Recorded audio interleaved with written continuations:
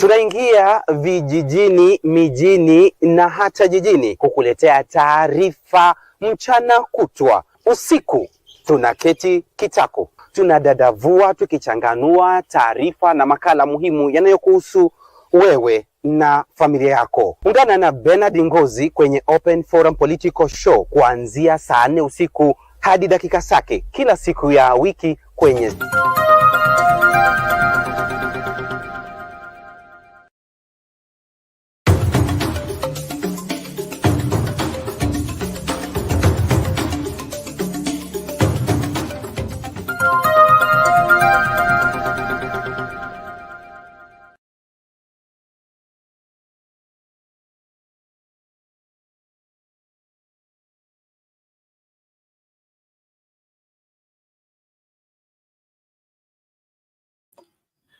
Okay, sorry for that. Well, good evening and welcome to Sound Candid Talk, the Open Forum Political Show, the show that gives you an opportunity to air out your views and share your takes on the current political formations and all the affairs that are concerning us as citizens of this country and the world at large.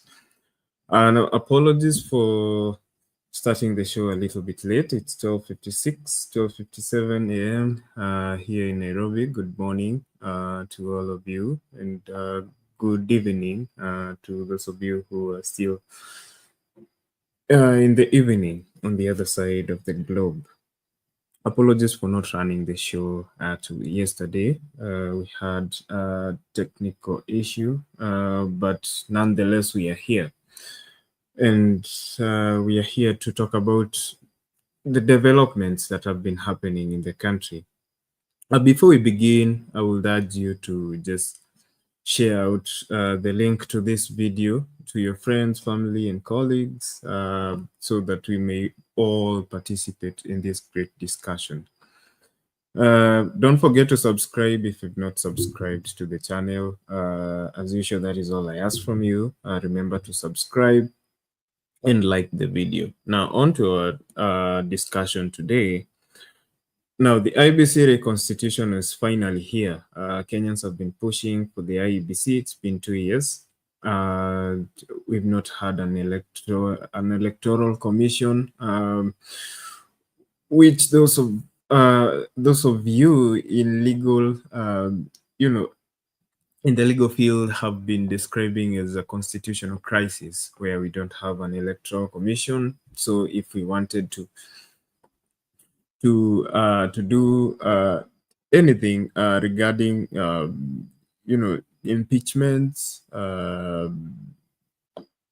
elections, we cannot do them because we've not had an electoral commission. And now that is in process today. Today began with interviews by the IEBC selection panel of 4 shortlisted candidates. So people who are interested in the IEBC chairperson position submitted their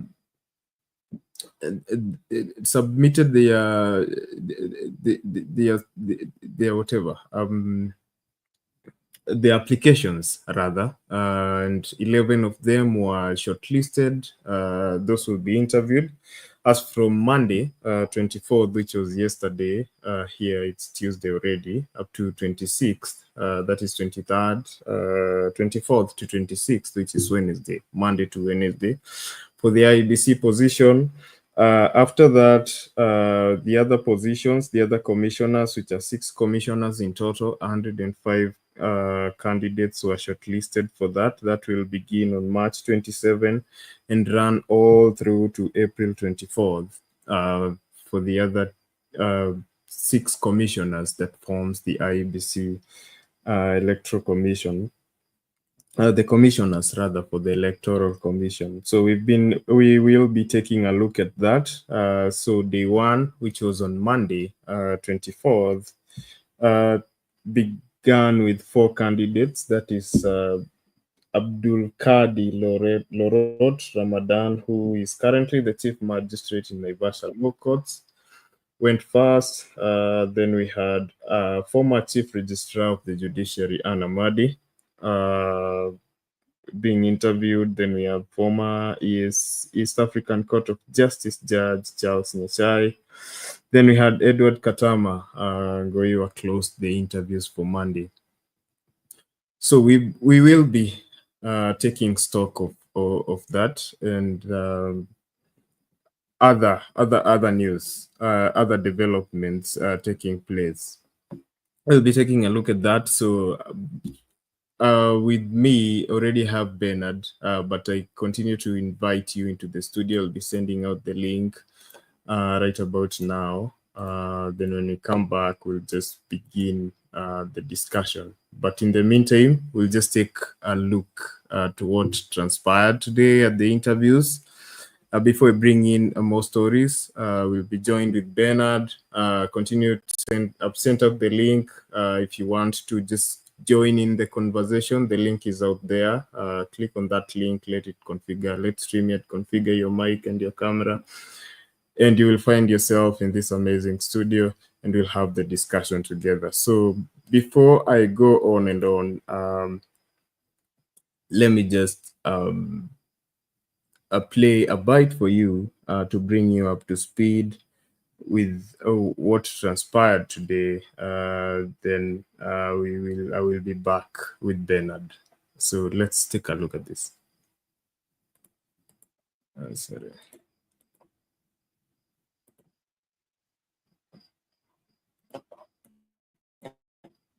Developing story for you. Now, the chairperson of the Council of the Kenya School of Government, Charles Nyachai, says he will neither lose his life nor compromise his integrity if appointed chairperson of the Independent Electoral and Boundaries Commission, IEBC. At the same time, former Chief Registrar of the Judiciary, Anne Amadi, has said that she is counting on her experience, courage, and protection from God to lead IEBC amid the insecurity concerns that have dogged the country's electoral agency over the past decade. NTV's David Modoka reports on day one of the rigorous interview exercise. High-pressure institution. Naivasha Chief Magistrate Abdul Kadir Laurent Ramadhan was the first applicant to face the 9-member IEBC selection panel. Laurent's interview was rather short compared to subsequent interviews and mainly focused on how the Baringo-born magistrate will tackle issues of corruption at the country's electoral body. There's a bottle of water there. You can pick it as you leave. The secretariat will support you if you need a cup of tea so that you can travel back. Did you say Naivasha? Yes, Mr. Chairman. Perfect. Next on the hot seat was former Chief Registrar of the Judiciary, Anne Atieno Amadi. The 60-year-old was asked whether she was prepared to take up the high-stakes job amid unsolved murders of senior IEBC staff in the past 2 decades. What does Anne Amadi bring in terms of leadership, in terms of courage, in terms of integrity? Because people die. I'm a very courageous person. I don't look it, but I am. And I always know that if I'm doing the right thing, then I'm guided from high up. I draw my strength from sticking to the truth, what is true, because the truth can never become a lie. The panel also focused on the skeletons in Amadi's closet, including her alleged involvement in a fake gold scam, where the former registrar of the judiciary was accused of selling fake gold worth 102 million shillings to a British national during her sunset years at the judiciary. It was an attempt to shake me, an attempt to mudsling my reputation because I've upheld my integrity. I do not have skills in gold trade, and I had nothing to do with it. That I would... Exit Amadi, enter Charles Nyachai, the current chairperson of the Council of the Kenya School of Government. Nyachai, the eldest son of former veteran politician, the late Simeon Nyachai, was also confronted with the question of whether he was ready to take up a role viewed as a matter of life and death. I do not intend to lose my life in serving the people of Kenya as chair or commissioner of IEBC. And I have no intention at any point of compromising on integrity. And I think it's defeatist. Lawyer Edward Katama Ngeywa was last to be grilled on the first day of interviews. Welcome very much. Four applicants will face the panel on Tuesday. The journey to fill the gap left by the former IEBC chairperson, the late Wafula Chebukati, is now fully underway, with 4 applicants appearing before the IEBC selection panel on Monday. 7 more applicants are expected to appear before the panel in the course of the next 2 days. David Muthoka, NTV, from the Edge Convention Center, Nairobi.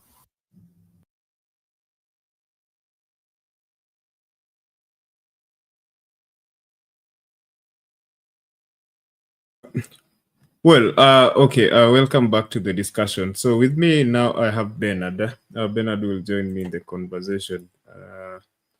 Bernard, hello.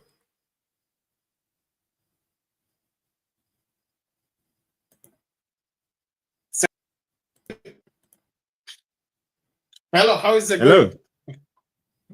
going? The going is good. So just 1 or 2 mishaps here, but now good.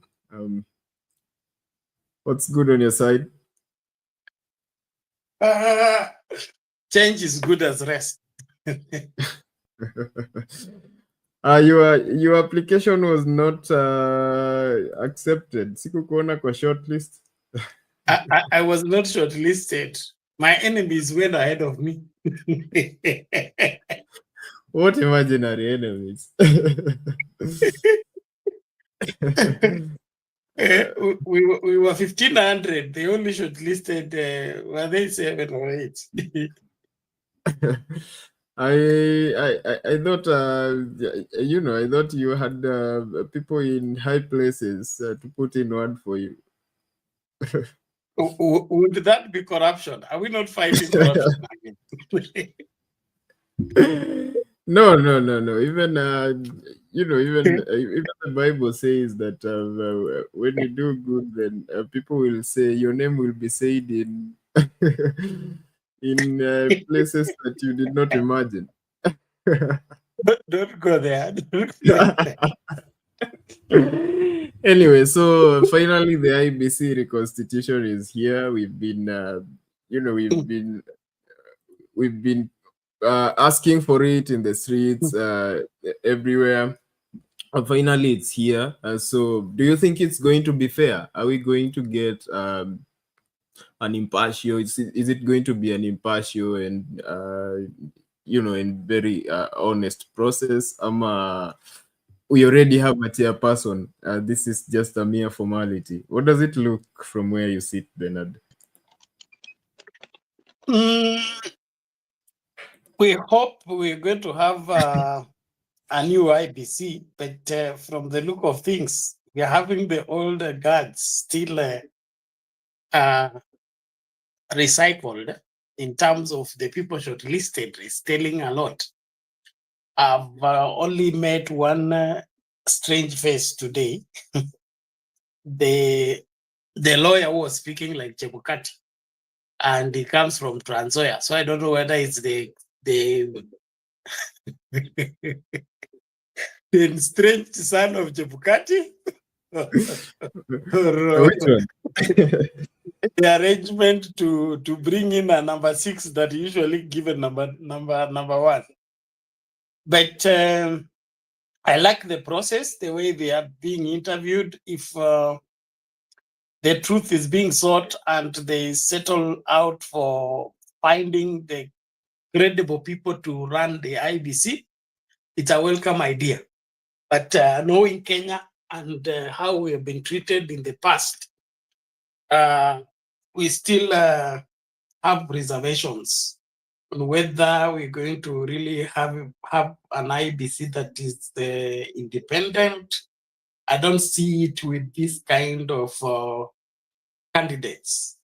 I've not seen the type of Maraga in that short list. I hope maybe the interviews tomorrow will reveal more, but we need really a hard not just a hard-headed person, but a person committed to integrity and who loves this country enough to want to do the right thing and correct the wrongs that have been going on for ages.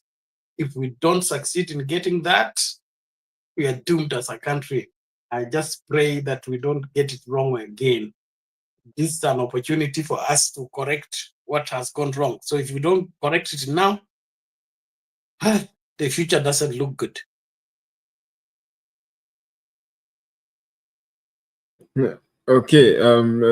Thank you, Bernard. Bernard there with just an introductory submission to what the selection process looks like from where he sits. But before we deepen the conversation, just want to welcome Lala too. Lala is with us in studio. Hello, Reverend Lala. Jambo. Jambo Douglas, Jambo Bernard, na wenzetu ambao wako huko nyuma. It's good to be here with you guys. I've been streamed in on parts of Nyachai and that Amadi a little bit. I just had a little bit of their contributions or their interview or their defense or their reasoning for wanting the office. I didn't have a lot of times, but I have an opinion, and I think Bernard touched it a little bit, but let me just expound on it.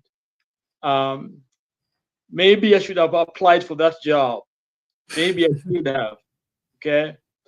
And my reason is that I'm a voter, both in Kenya and the US. Let me just tell people that, okay? The difference is that when I'm campaigning, because I've been involved in the presidential campaign over here, okay? My own office where I'm sitting was a center of one of the candidates, okay? And the way we went out to campaign is we have a list of names and houses.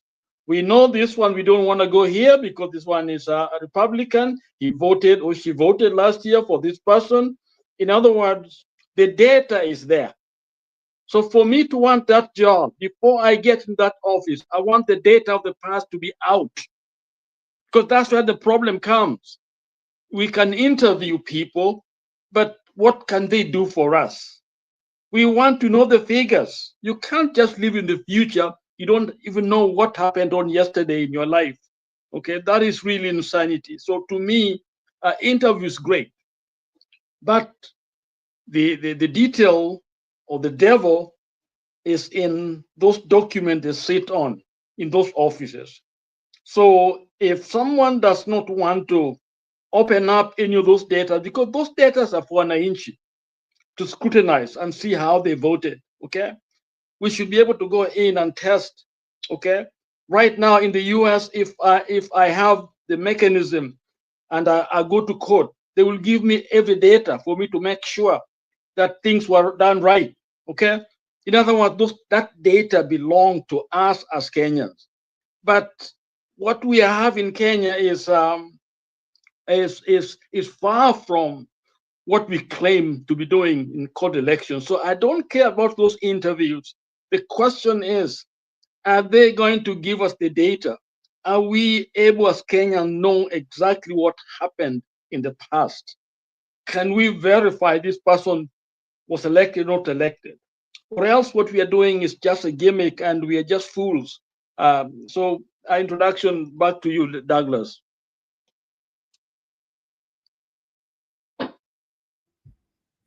Okay, thank you, Lala, for that.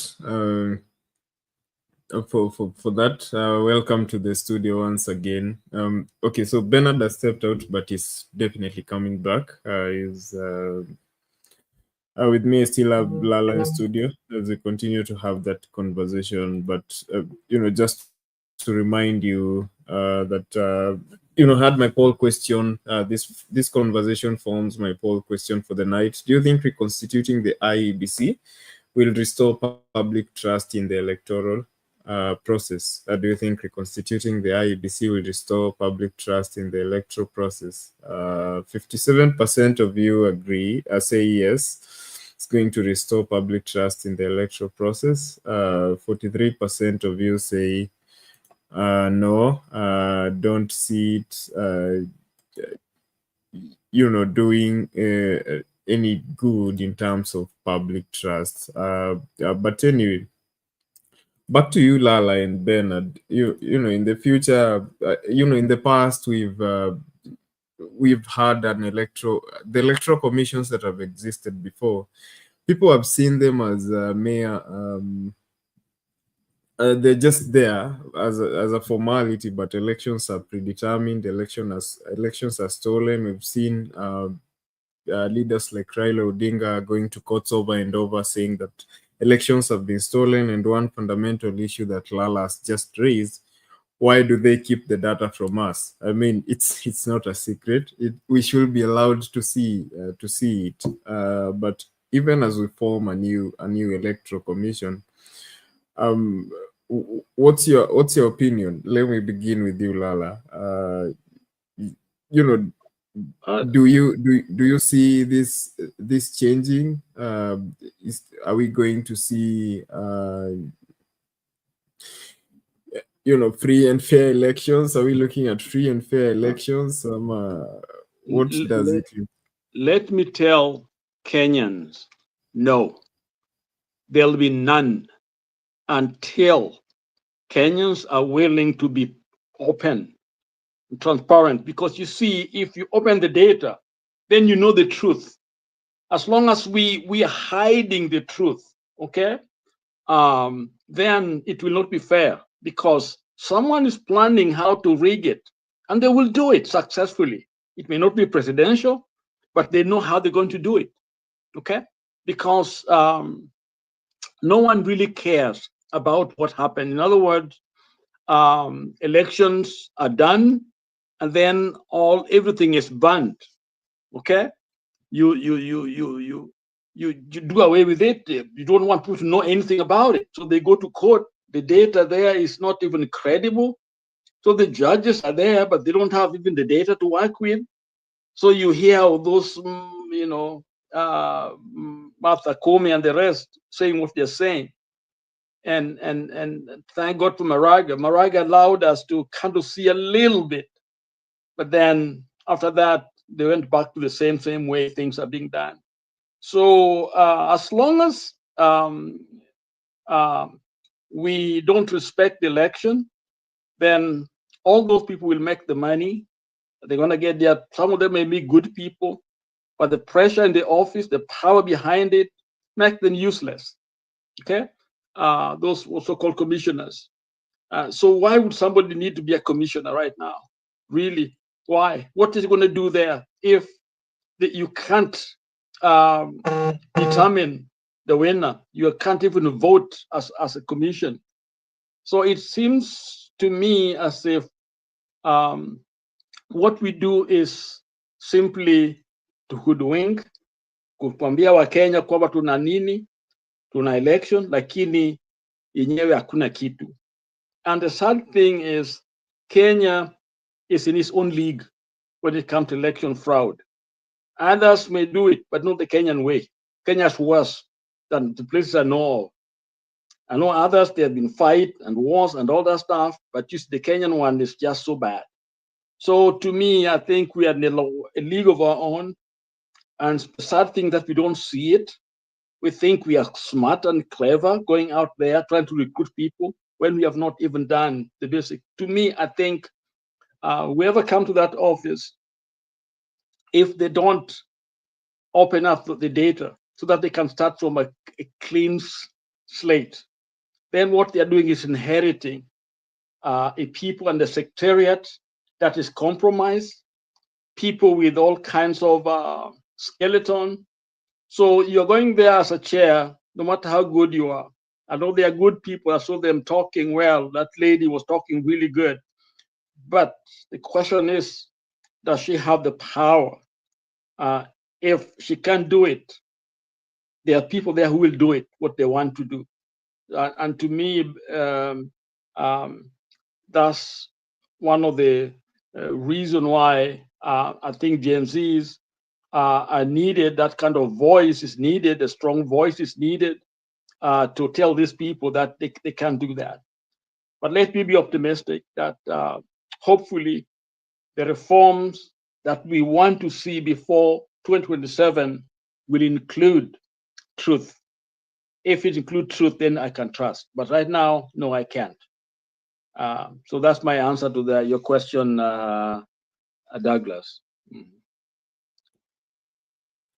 Okay, So, thank you, Lala. And yes. Okay. Go ahead. Yes, I think that that clarifies the issue, but I would love to listen to Bernard too. So, Bernard, so one of the key issues, in the NADCO report and in the NADCO discussions was opening observers, an issue that Lala's just raised. So, is that transparency, settling the issues that were raised during the last elections going to be the first test for the new chair and going forward? Sorry, your question is ambiguous. No, I'm asking. So one of the issues that was raised during the NADCO report, after the maandamano acha last year, zile za Raila, one of the issues, there were other issues, cost of living and all that stuff, but one of the issues was the election dispute and opening of the server and showing people what really happened, who really won. So Lala's been raising an issue that if we cannot revisit that and put it out in the open, then we cannot trust the IEBC, even if we choose a new commissioner. So, what do you think? Do you think that the first test for the new chair would to open the servers, that sort of thing, to just be transparent about previous elections? I'm not about one server, but or whatever is in the closet, a list of them. We need all of them. We want to know the truth. Well, the quest for the truth cannot be quenched until that truth is given. But my observation is that our systems as the Kenyan people, we have switched standards whatever standard systems to become conduit for getting evil to have a free way. What I mean is that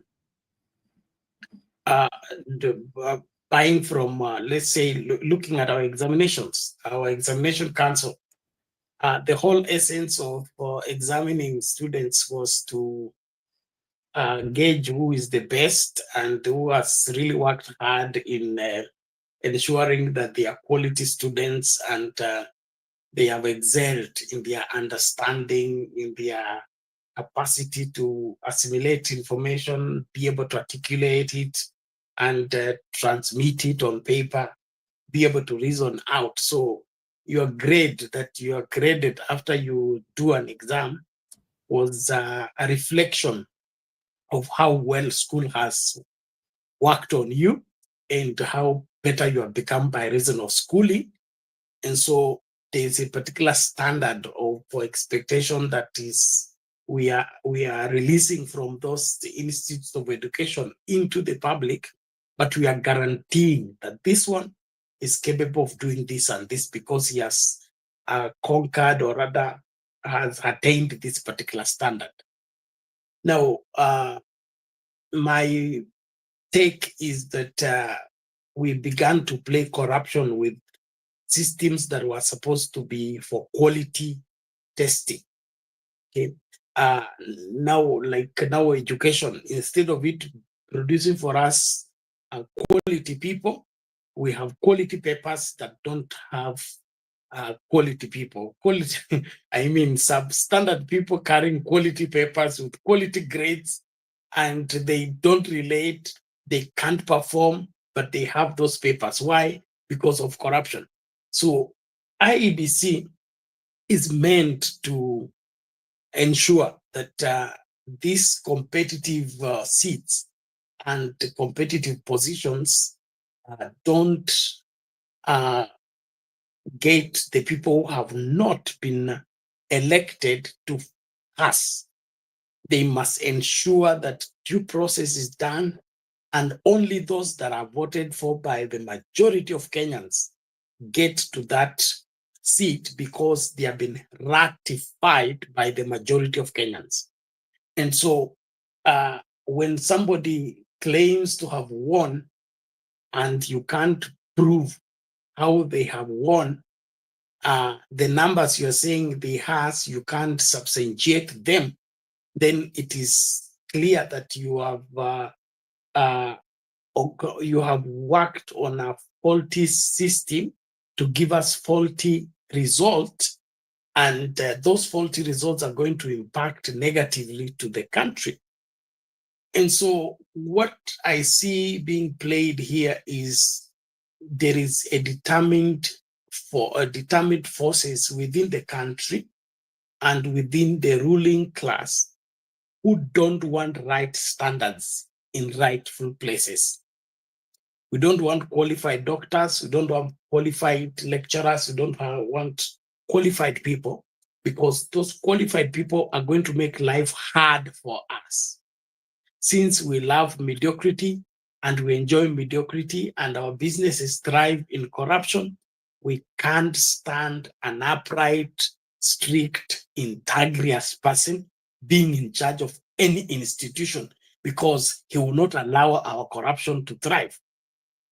And so from the operations that we are seeing happening, even with this reconstituting of IEBC, you see that those ugly heads of corruption are all over. If you look around the whole thing, you can see fingerprints of corruption already at work, with the constituting of the panel that is supposed to interview the prospective commissioners, and then the whole process on how there is a pull and push between the political parties, the political players, and all that.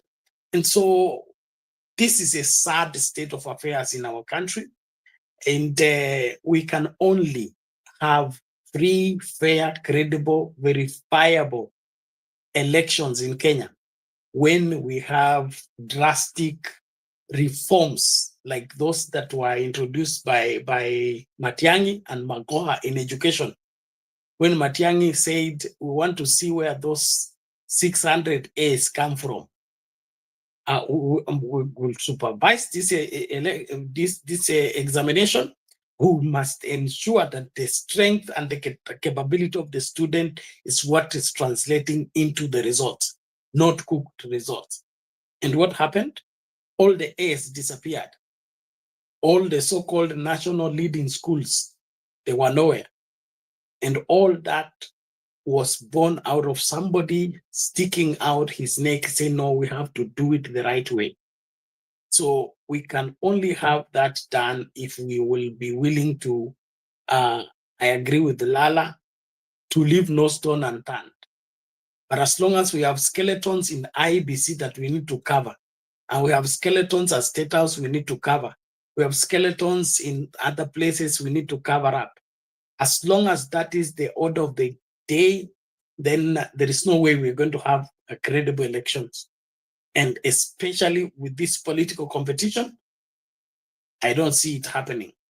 And we must also understand that the level at which we are corrupt in terms of corrupting elections is monumental. Monumental. I mean, people used to rig 2-3 seats. But now somebody's capable of conducting a whole country's elections and predetermine the outcome or who becomes an MP, who becomes an MCA, who becomes the governor. If he doesn't like you, he makes sure you don't win. I mean, I have never understood why Isaac Ruto has not won the Bomet seat twice. It does not add up. And so what we are looking at right now is a repeat of history. And this time it's going to be worse. It's going to be worse in the sense that I think the rigging is going to be in the open. It will no longer be somebody is afraid of rigging or has some inside job. This one is going to be outright. I mean, the impunity is everywhere. Yeah, look, you had a story of somebody who shot a friend while they were playing pool and 7 bullets. I mean, what's going on? Our country is rotten.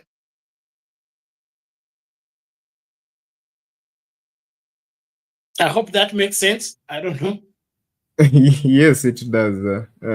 It does. But okay, so do you really think? So the opening of the server or not opening of the server, I don't think is a solution as at now. What should be a solution is, in fact, we should be pushing for an overhaul of the registrar or the register. Yeah. Now, when we talk about things that can be done within the 2 years before we go for an election, what is most urgent? Demand for new register. You remember there was a budget by the Secretariat that is now asking for replacement of Kim's kids. I mean, the kind of evil we do in this country is unforgivable. Kim's kids in the kama simu. I mean, we bought them 2 elections ago. Now somebody wants to replace all of them. Why do they want to be replaced? Have they become obsolete, or there is something they want to keep out of people's other new commissioners coming to see what is in the Kim's kit? So somebody must eat, don't you think? It's well, Lala, I've had you. Bernard, the reason why I think the opening of the server is key to getting things back, even beyond even Maraga, Matiangi's, report or system, whatever they did, because number one, what it will do, it will expose the evil we have done for a long time. For the first time, I think that's an earthquake. People will know, like name and shame. This guy never won. This is exactly figure they won. Okay. And that's what I like about electronic, when things are, you can't mess with them that much. In other words, people will be afraid to go there. And when I inch, you'll be angry when they see exactly the data that are there, that these are the people never won. Okay. But you see, as long as people talk here and there, Machari and others, but when the figures are out there, ni kama tu watu wamepita msiani zamani, metolea majibu yametolewa, everybody goes there to see that list. Namba yangu ni ngapi? And this time now, people will go back there and then we have to start negotiating, how do we move from here? Because I think it will be an earthquake. And that's what is needed to shock the system so that we can be able to start afresh. You want people to be afraid to steal, okay?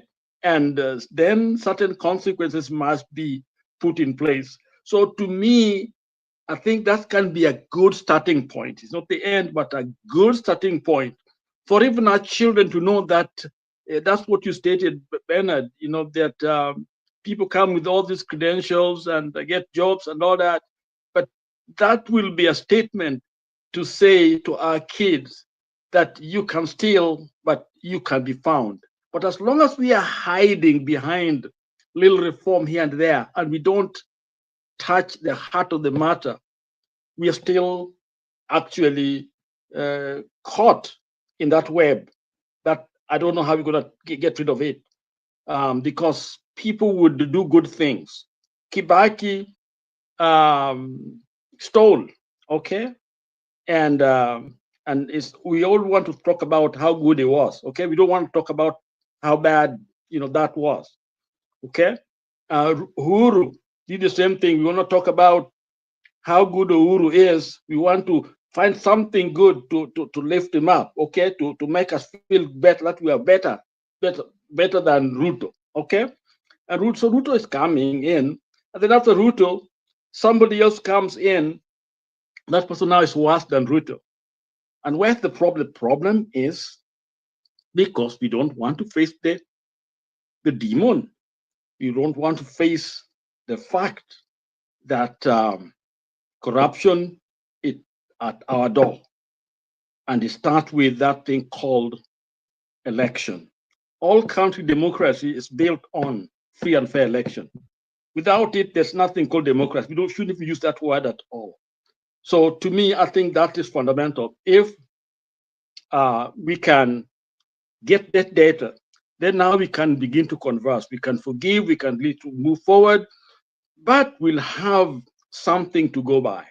The president, we love Maraga because he tried to go there. But did he arrive? No, he didn't. He was able to bring us for a short time, okay? Matiang'i tried some few things try to get us there. But we don't go there. And that's what I'm thinking. If we can shame these people to know that you cannot steal, because you see, and I said it, let me say it again. Wakinyonga used to rob banks, okay? They got money from people. This guy is stealing people from people. In Kenya's mind, those are the worst people. Those who go there and take your cows here and there, we kill them, and we those who steal chicken, we kill them. But the real thief is really the one who rob you of your decisions, rob you of your dignity, rob you of your future, rob you of your land, all the things you've done, hoping things will be better, because we trust Kenya, we trust our family, we trust our children, that this country of ours that we are placing in your hands. So we do things they tell us. Government tell us to pay school fees, pay taxes and all that, because we know this is something for us. We are preparing for our kids. It's like you go to your farm and get your maize and corn and all that, you put in a granary, and that granary you don't eat from there. Somebody comes and collect it. That's exactly what these scammers, these thieves do when they take an election from us. It is our future that they're stealing from us. So to me, that's a worse thief than the guy who goes to the bank and rob the bank. Insurance can pay for it. This one, who can pay for it?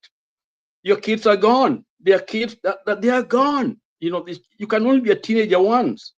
You can only be in the 20s once. You get your paperwork. You did your exams and you got those documents. You can get a job. I come home, I see people, they're 30 and 40 with papers. Even teachers can't even get to teach. Okay, and the job that were there, they're no longer there. And you tell me we can't do better? Yes, we can. Kenya is only about 50 million people, almost the population of the Mexico City. Okay, we are not many. Every Kenyan can be actually a millionaire if we do what we need to do to get this country moving. This Singapore and others, these are just cities. These are small little places. Look at what they have, because they're invested in good governance, zero corruption, and then they invest in the mind of the people. Our kids are rotting. The mind's a terrible thing to waste, and we are wasting them every single day. And the reason why we are doing it, because somebody's robbing us of our future. It's taking it away from us, and we are watching, and we are seeing, and we are singing for them and clapping for them, when actually the simple scammers and thieves, worse than those Wakinyonga robbers. Okay, and so next time you try to beat a thief on the street, think twice. And say this, and I think that's what Christ had in mind when they brought that woman caught in adultery. Okay, the woman was brought. They want to kill her because that is against the law. If you adulterer, you're stoned to death. And they came and they were angry at this woman. Number one, they did not ask, where's the man? They didn't, because she couldn't have done it by herself. There must have been somebody, that was doing it. Either the person ran very fast or is part of their group, part of their tribe, part of their team. So that sin is not as bad as this woman, because this one feel like a stranger, somebody far away from us. And so Jesus looked at them, and the Bible tells us that he didn't say anything. Okay, all he did was to write something on the ground. Okay, and people believe that he was probably writing the sins of everyone. You come in, look at down there, you see your sin, you just walk away. The stone, you can't even carry it because you're basically condemning yourself. Okay, and they all left. After they gone, look at the woman. Jesus told her, even me, I don't condemn you. Go and sin no more. Okay, and so that's what we are faced with in Kenya. Okay, so to me, the minimum, to me, what we can do is opening those servers, because those servers are part of the foundation of Kenyan Republic in 1963, because that's when we gained our independence to decide on our future. And the ballot was what gave us that power, not even the flag, not even what we sang. It's the ballot that now sio mzungu tena, sasa ni mimi Mwafrika, I'm deciding my future, okay? And it's that ballot that gave us that freedom. And if we mess with it and we can't even know who voted, we are worse than colonialists. Think about it. Back to you, Douglas.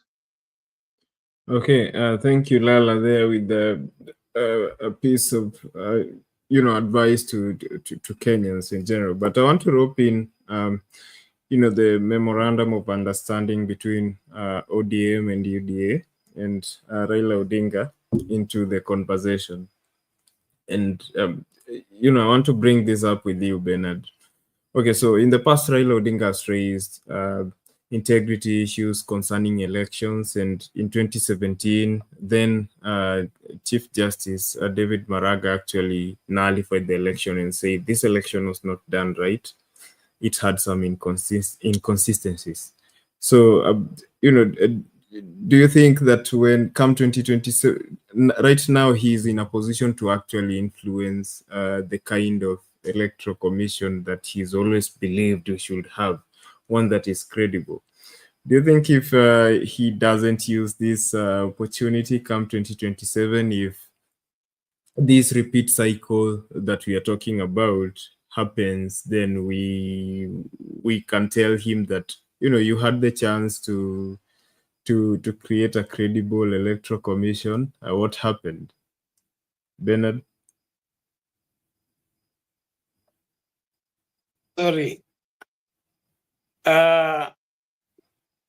If you can get me, okay. Yes, we can.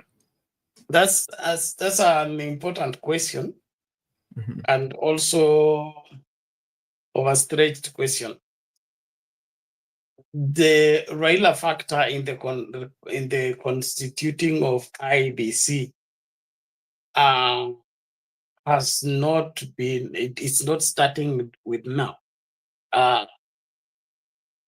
If we look at it from the hindsight, that is historically, IEBC's own is a product of Raila Odinga. Most of the electoral reforms that we have had, the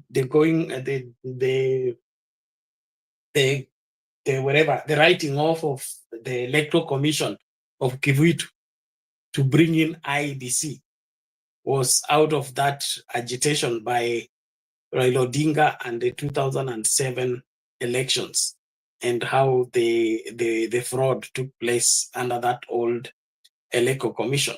So the whatever agitation for the new electoral system that will give us credible election came in.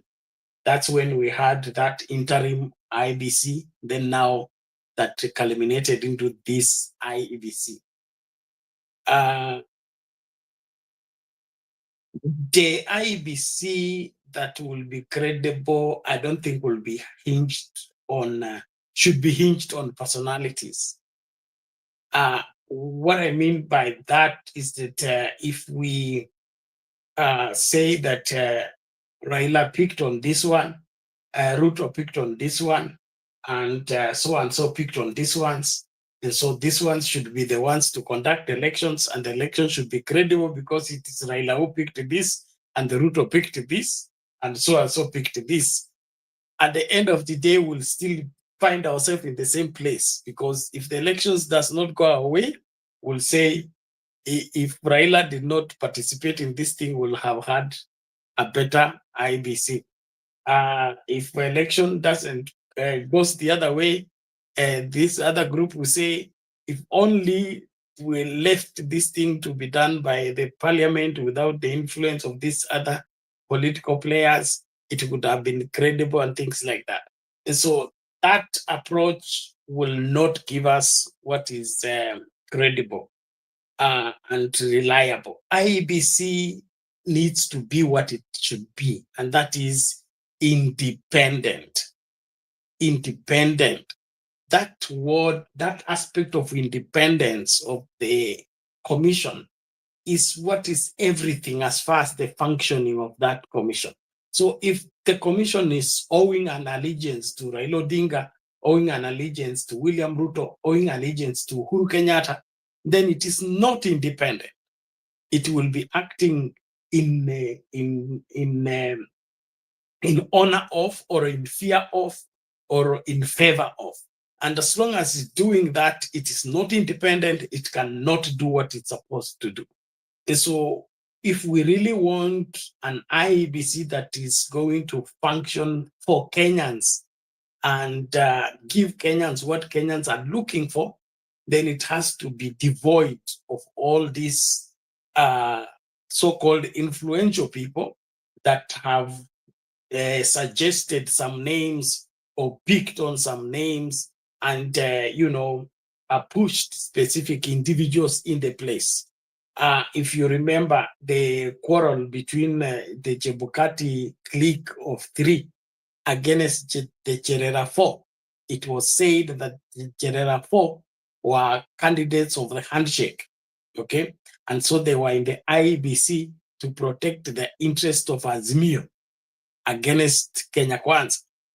And so when that narrative was pushed, it is in fact what contributed to them being ousted out of office before their term was over. And then it was used, that has been pushed all along as wherever a premise that has turned Chebukati, who missed the elections, into a hero. All of it in the pretext that the Cherera 4 were put there by Uhuru Kenyatta and Raila Odinga to ensure that William Ruto does not win an election. And so the moment we have this commission and it is divided among who is who, we have already blown it. It is already out of order. It will not deliver.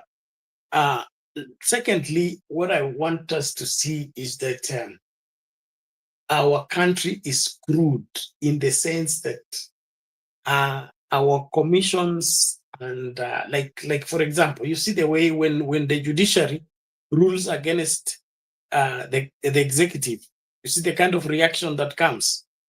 The reaction that comes is that, oh, these people are corrupt, or these people are fighting the government. These people are frustrating the government.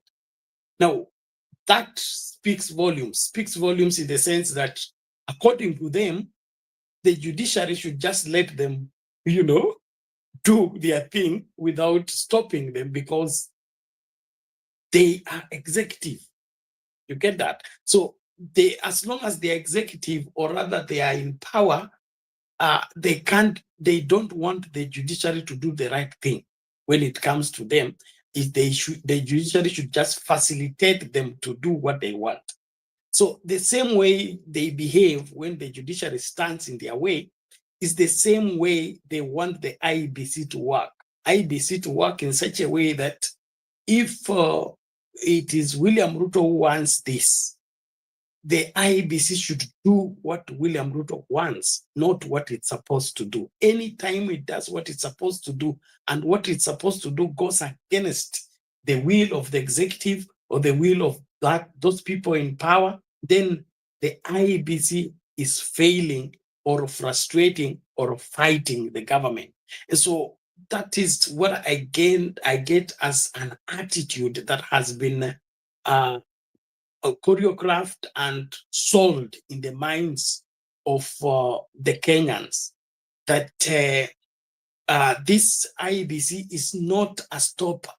It is not a testing ground. It is not a place where to sieve the wheat from the tares from the wheat. It is just a rubber stamp. Okay, so there are those who want IEBC to be a rubber stamp.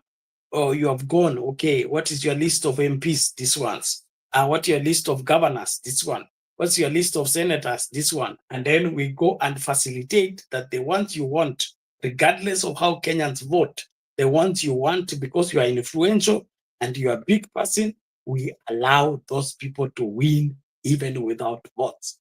And so we are the killers of our institutions. We are the destroyers of our institutions by not allowing them to work the way they ought to work. We stand in their way, we frustrate that so that they do what we want, not what they are supposed to do. So until we come to the place whereby we are okay, when the policeman arrests somebody for breaking the law, let the policeman go and prove that before the court of law. Let the court of law sentence that person without any external interference. So the police is independent, it's free, it's working. But if there is a phone call that comes from above and says that person should not be arrested, or that person should not be jailed, that person should be released, then that phone call from above that messes up with the functioning of that magistrate court or high court and all that is the problem. So IEBC is as good as it can function on its own without external influence. As long as it has external influence, it has godfathers, it has those people that it needs to please, it is not good for Kenyans. It's a waste of Kenyan money. Let's just have people continue being in the seat and forget elections if we are going to have an IEBC that has godfathers, that has people to serve and interests to protect. Thank you. Okay, thank you, Bernard, for that. And, I think ideally that is what should happen. And the Electoral Commission is called independent for a reason. And, its appointments, everything should not be influenced by outside forces. But, with you, Lala, on to you, Lala, with the same question. I still want to rope in Raila to your question, but now I want to face the reality with you. We know how these things work, right? We've seen them in Parliament last week, but with the appointments in committees, committees in Parliament. Ideally, Parliament should be devoid of any outside influence. Parliament should actually be the most powerful arm of government. It should be able to oversight the executive. It should be able to call the judiciary in order. It's the arm that makes the laws of the land. But we've seen those political figures influence decisions, and we all know that IEBC it's not going to be different. I saw a tweet doing rounds on social media last week, just before the interviews began, that Nyachai has already been picked as the chair and Amadi as his deputy and that kind of thing. It's just a rumor. That's what I presume. But there's going to be some influence. Bernard has just mentioned the Cherera Four and the other Chebukati faction, and I also came across that some time back, that that division in the elections, they couldn't agree on who won, because this side was there to protect interest of these people, this other side was there to protect the interest of these other people. So it's like them sharing out the commission amongst themselves. But right now, Bernard has put up a history of the electoral commissions, of how Raila has pushed for reforms. But what's your thought on all of this? He has a chance to help midwife that sort of commission that he has always envisioned, one that is fair and just, one that will conduct credible elections. Do you think that will happen at the moment? I think I have. I think all over the world, when it comes to politics, you don't know. There's always an influence, either politics or philosophical differences, whether it's choosing over Supreme Court or anywhere in the world, or justice. There's always those fights. What is the philosophy this person is bringing? What party are they coming from? That kind of a thing. When it comes to justices, of course, they want to keep away the idea of parties, but philosophical, differences, how one has been conducting their lives, and so different interest comes in. So there will be no free place where it's going to be just merit. We keep away politicians from it, then it will be better. I don't think so, because if people are going to be influenced at any stage, they're going to be influenced. They might come from non-political side, but when they get in there, Kenyans feel it to leave you. All of a sudden, things coming home, and we see judges. We don't know their politics, but we know their pockets. We know how much they collect from people. So that influence, that corruptible nature, is the biggest problem. And that's why I think it's important for us to, even if there's a panel that is put out there, let them be people who are credible. Wananchi should have a say on if somebody has been stealing. They should be pointed out, and people should know this guy is not fit for this office. But this idea that they are not part of any politics, therefore they are good people, that may not work in Kenya, that we know. Because we are even having preachers. I think Bernard has sent you something. Maybe you can play that video. Maybe you got it, about a parish pastor who lost a bicycle. Maybe you've seen it. So I think it's a tough one. But there are things we can do to at least to address the problem. And that's that thing about opening the servers. That is one way to actually address the problem. Because one of the things that you will have to put in law is that after election, these figures should be made public, okay? Access has to be there before another next election. So there are things that you can put in place where people are afraid, because when you're going to be found out, people will straighten up, okay? People will do something. But if we let it go the same way, to me, it doesn't matter whether it's going to be the politician making choices or so-called panel or people out there who are holier, whatever, it won't work. because people are good when it comes to papers. But if we know them, if people can say this is what this guy did, he was a judge, this is what he did, or what she did, then maybe that might help. And that's why I think what they have done has to be made public. Election is a public thing.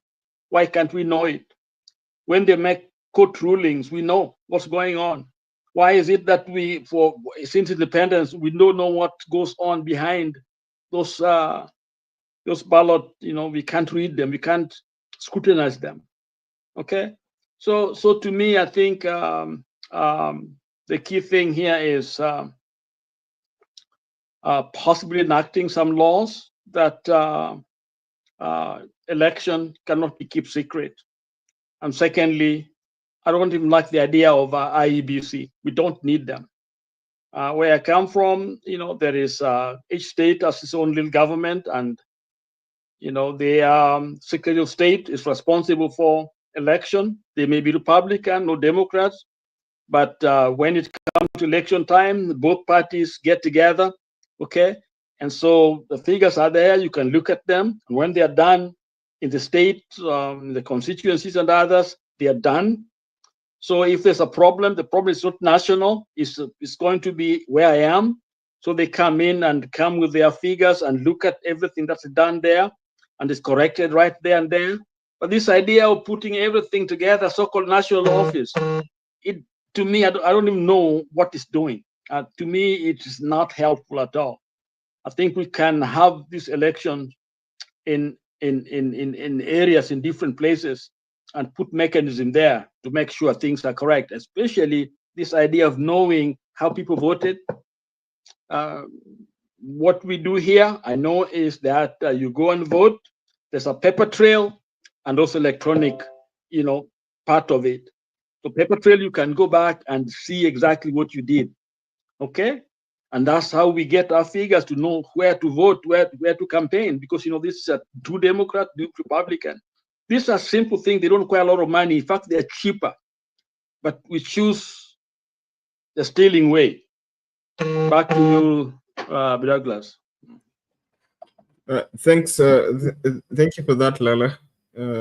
Dagi, just some information to add on what Lala said. Okay. Lala, as a point of information, the law requires that after the election, I think it even gives a time frame. Like after the petition, if the presidential elections has been petitioned, after the ruling of the petition, the election results per constituency are supposed to be gazetted in the Kenya Gazette by, of course, the chairman of the Electoral Commission. Now, until Chebukati was buried, he had not gazetted those results according to the law. So one of the things that lets this country keep spiraling downwards is when there is selective application of the law. Selective application of the law, where the law stipulates this should be done, and when if that is done, we'll have consequences to whatever lie that we are trying to propagate. We ignore that law, or we just look the other side until time elapses. So Chebukati gazetted the election result per county, which the law does not acknowledge. What the law acknowledges is constituents. That is the place of conducting election. There is no intercounty according to the law. In terms of the final results are from each polling station, and the polling stations are within each constituency. And so there is a reason why the gazettement of per constituency results will have exposed whatever lies that were fictitious figures that were fed into the system or into the final results at the county level that did not emanate from the constituents. And so they ignored the gazettement of the constituencies deliberately. And so it is not that there is no law. The law is there, but we ignore what the law says if that law does not serve our interest. And so as a country, until we go back to strict adherence to the law when it comes to elections and get only credible people to participate into those elections according to the law, we can't have credible elections in our country. Thank you. Thank you, Bernard. Thank you, Bernard, for that. Okay, so with that, I'd love to rest that discussion. Although we can still have it, but I want to introduce, another angle to our discussion tonight. But that discussion was my poll question tonight. I was asking, do you think reconstituting the IEBC will restore public trust in the electoral process? 30% of you are positive about that. They say yes. 70% of you say no. Okay, so the viewership is still low. You people are not sharing out the show. Share out the link, with your friends, colleagues, in your groups. The viewership is still low. Invite other people to come and join us in the show.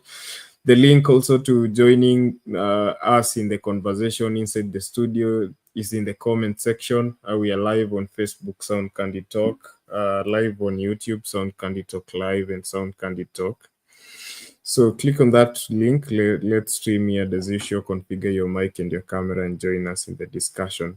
Now, President Ruto has finally summoned courage to visit the mountain. And before he does that, Bernard and Lala, today he held a consultative meeting with Mount Kenya leaders.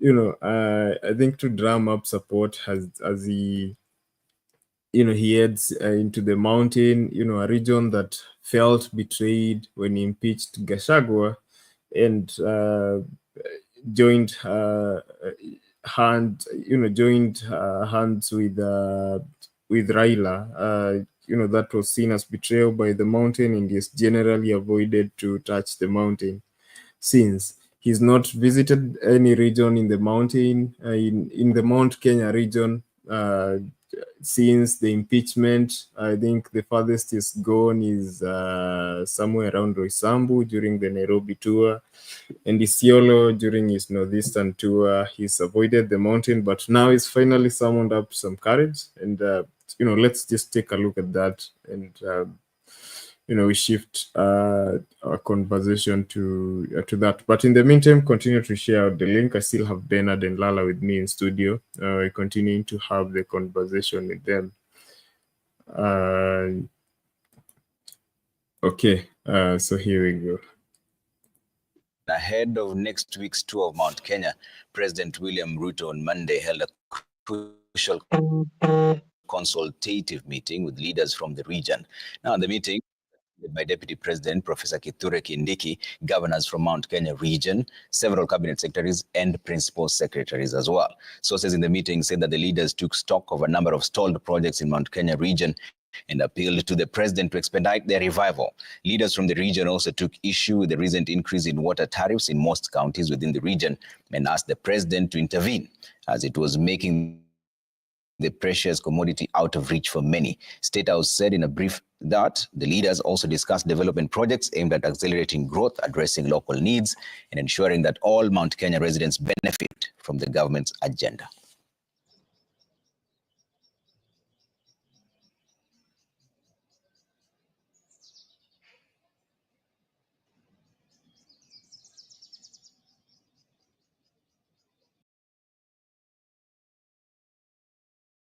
In as much as we advocate for our mountain issues, we also have to be sensitive to other people. Do you think Rigathi agrees with you on this?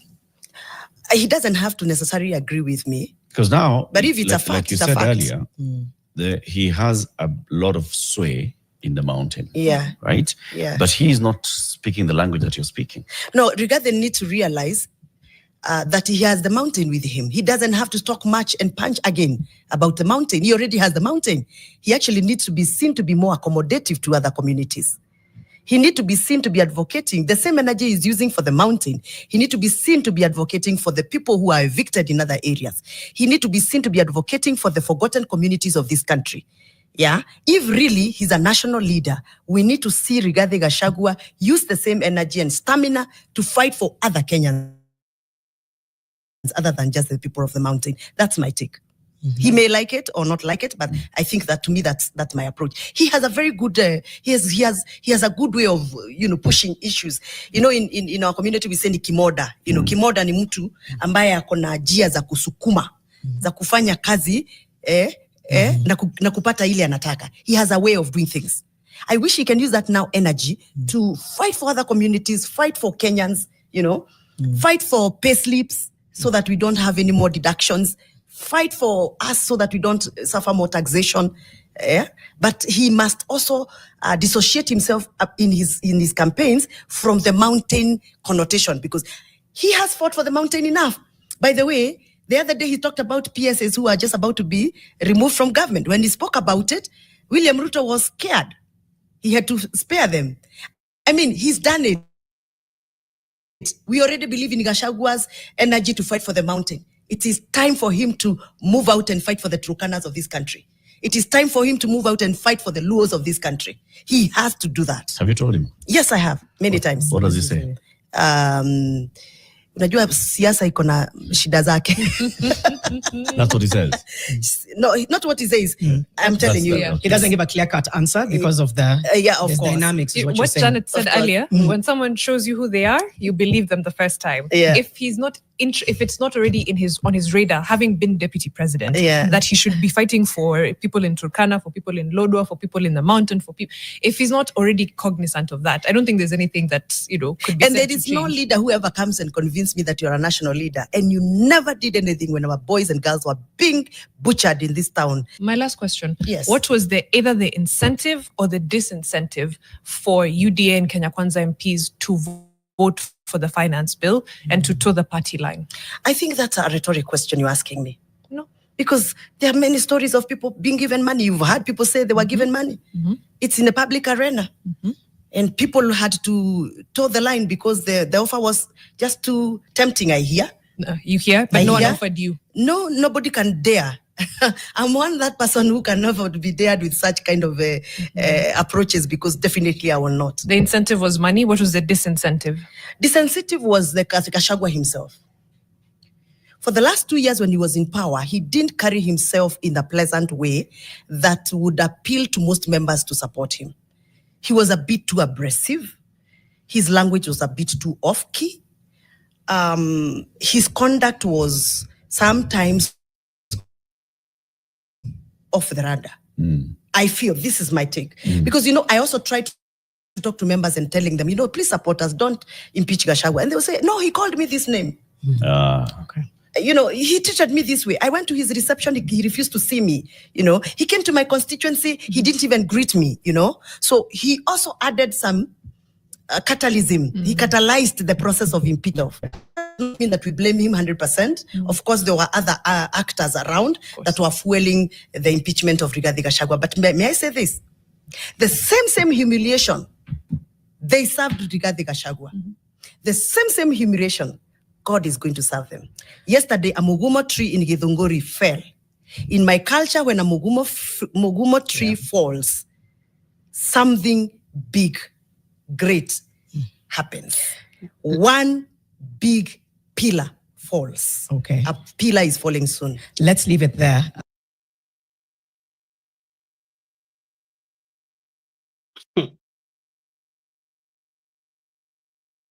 Unabii ama ni utabiri wa hali ya hewa?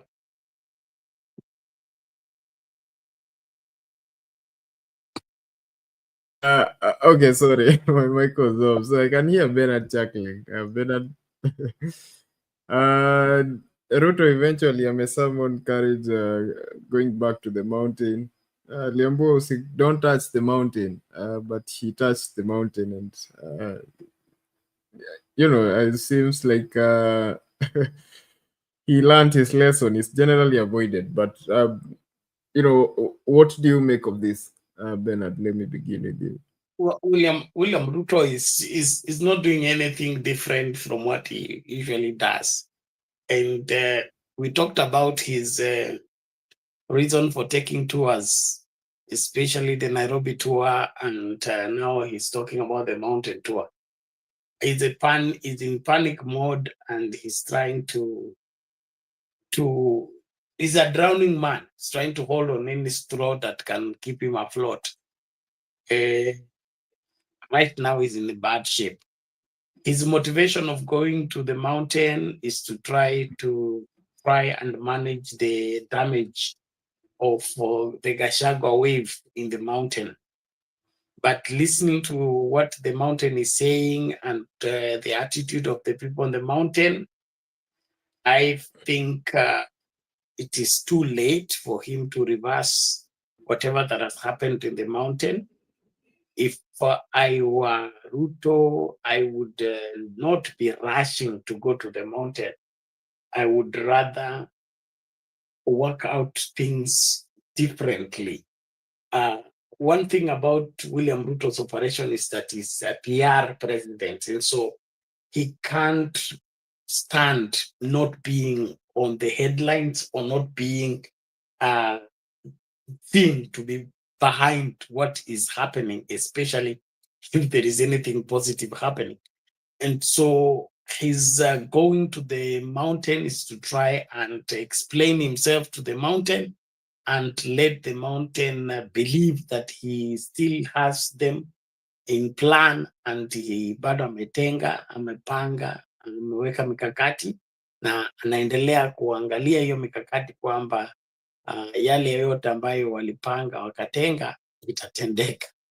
But nothing else is taking to the mountain. Story ku launch projects, we talked extensively here. It is not his job. He should not be leading his way into launching those projects. He should wait to be invited to do that. So his motivation of going to the mountain, there's some leaked information that says aliwaambia wabunge kwamba asipoenda watu wataanza kufikiria kwamba anaogopa Gachagua. So the only reason Ruto is going to the mountain is to prove to the country that he does not fear Gachagua. Now, will that make him politically sellable to the mountain? No. Will that help him gain any political mileage in any way? No. So he's simply wanting to use his usual deceptive means of trying to portray a particular picture that he's still popular, and he still has Mount Kenya following. And then, of course, the strategy is to get motorbike people, pay them 5,000, 1,000 motorbike guys, each one is given 5,000, and he's commanded to carry 3 people on his motorbike and follow the president. So every time the president arrives, he already has four people times 1,000. Those are 4,000 people. The border rider plus the 3 people he's carrying on his motorbike. They are moving around with him. So if the mountain does not come out to see Ruto, Ruto will come with the mountain of his 4 times 1,000. Those are already 4,000 people. So it will look like the mountain has come to see him, or the mountain is listening to him. So all he's doing is PR, trying to deceive Kenyans and fool them again as usual. And that is why I would that next time we have an opportunity of choosing a president, we dare not choose somebody like Ruto, who wants to thrive on deception, fooling, and taking Kenyans for a ride. If I were William Ruto, I would work and seduce the mountain without my presence. In fact, using Kindiki would have worked better. Using favorable members of parliament and governors, it would have worked better. if you have now with this, and I'm trying to sign out, but let me give you this unpopular example. In our village, when you have quarreled with your wife and she has gone to her place, you don't follow her there by yourself. You don't follow her there by yourself.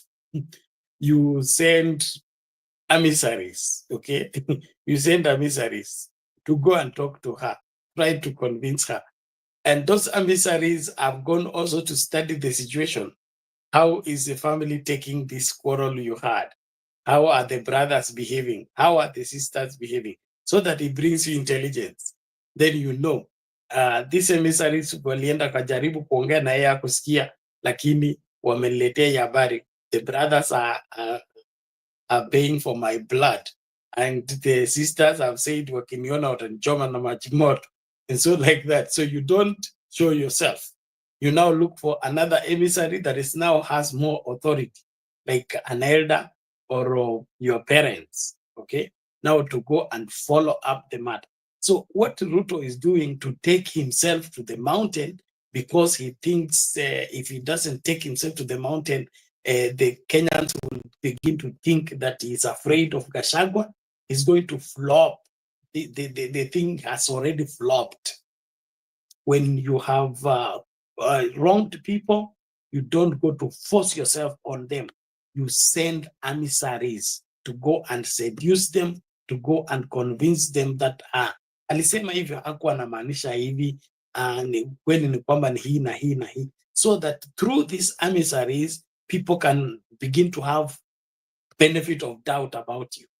But him going to the mountain, forcing himself to go to the mountain and forcing the mountain people to accept him, is going to lose them completely. Even those who are having second thoughts are now going to show, to understand this man is beyond help, is beyond repair. We can't work with him.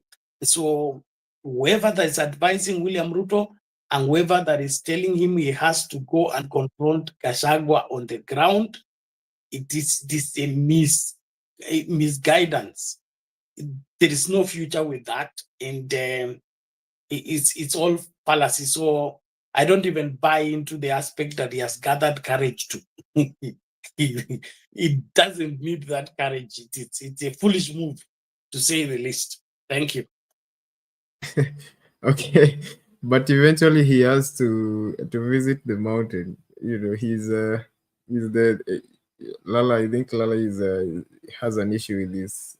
When election. the way has been made, then Jesus can show up. Even Jesus did not show up and say, "I'm the Son of God."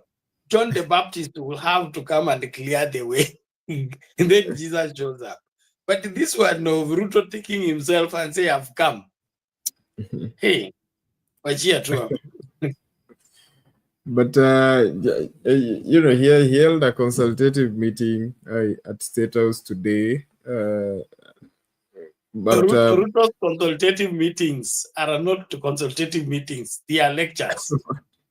He comes to tell them that this is what I've decided.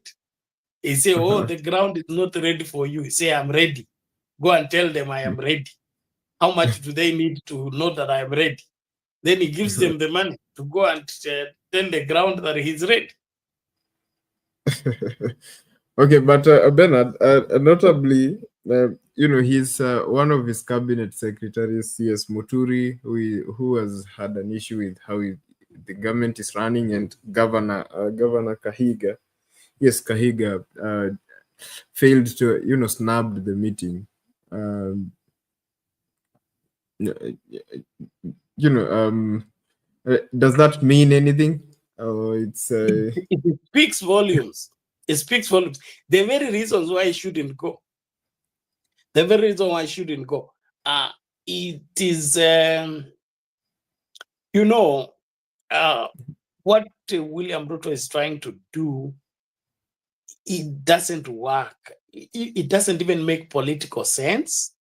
It doesn't make wherever a community or ethical sense. He thinks he can buy anybody and money can be a solution to everything. I don't think so. And so Muturi, Kahiga, and other governors, it's not just the Nyeri governor. There are those governors that have kept off, senators have kept off, members of parliament that have kept off. That shows that the mountain is not okay. Now, if the mountain is not okay, you look for how to sort that without necessarily involving the people. And that is get to the leaders. Like, for example, it is leaked out that the leaders he was talking to asked him, why has he stopped all the projects that Uhuru Kenyatta left going on the mountain? So those are the things that are paying the mountain. Coffee was selling this amount, it has dropped. Macadamia used to sell this amount, it has stopped. The Mira business, wherever Mira market has been affected, things like that. Those are the things you need to address. Okay, need to address. For example, if he got into office and put up policies and made sure that the coffee is recovering, the tea is recovering, the macadamia business has been restored, and the rice in Mwea is now being bought by the barracks, by the army and the prisons like Uhuru had left. Their milk is being collected and being sold, and they are getting paid. When those things are working, then Ruto can go to the mountain and say, see what I've done. But not to come and say, tumetoka hapa sasa Isiolo, tunateremka hapo Meru, tukienda hivi. I mean, what is he going to tell them? Let him formulate a policy, let that policy work, and when the policy is working, he can come and say, mchele mlikuwa mmekosa soko, nimewapatia hii soko. Macadamia ilikuwa imekosa soko, nimewaletea hii soko. Avocados ilikuwa zimekosa hii soko, nimeleta hii soko. Those are the practical things. But if nothing has changed, all unaleta ni mdomo, it is counterproductive. He would rather just stay. Okay. Bernard there, but Osam says in the comments, says that I think Ruto is doing the right thing, visiting any region of the country, whether fearing Wamunyoro or not. I don't know what you think, Lala. It's waste of resources for Ruto to be going around the country.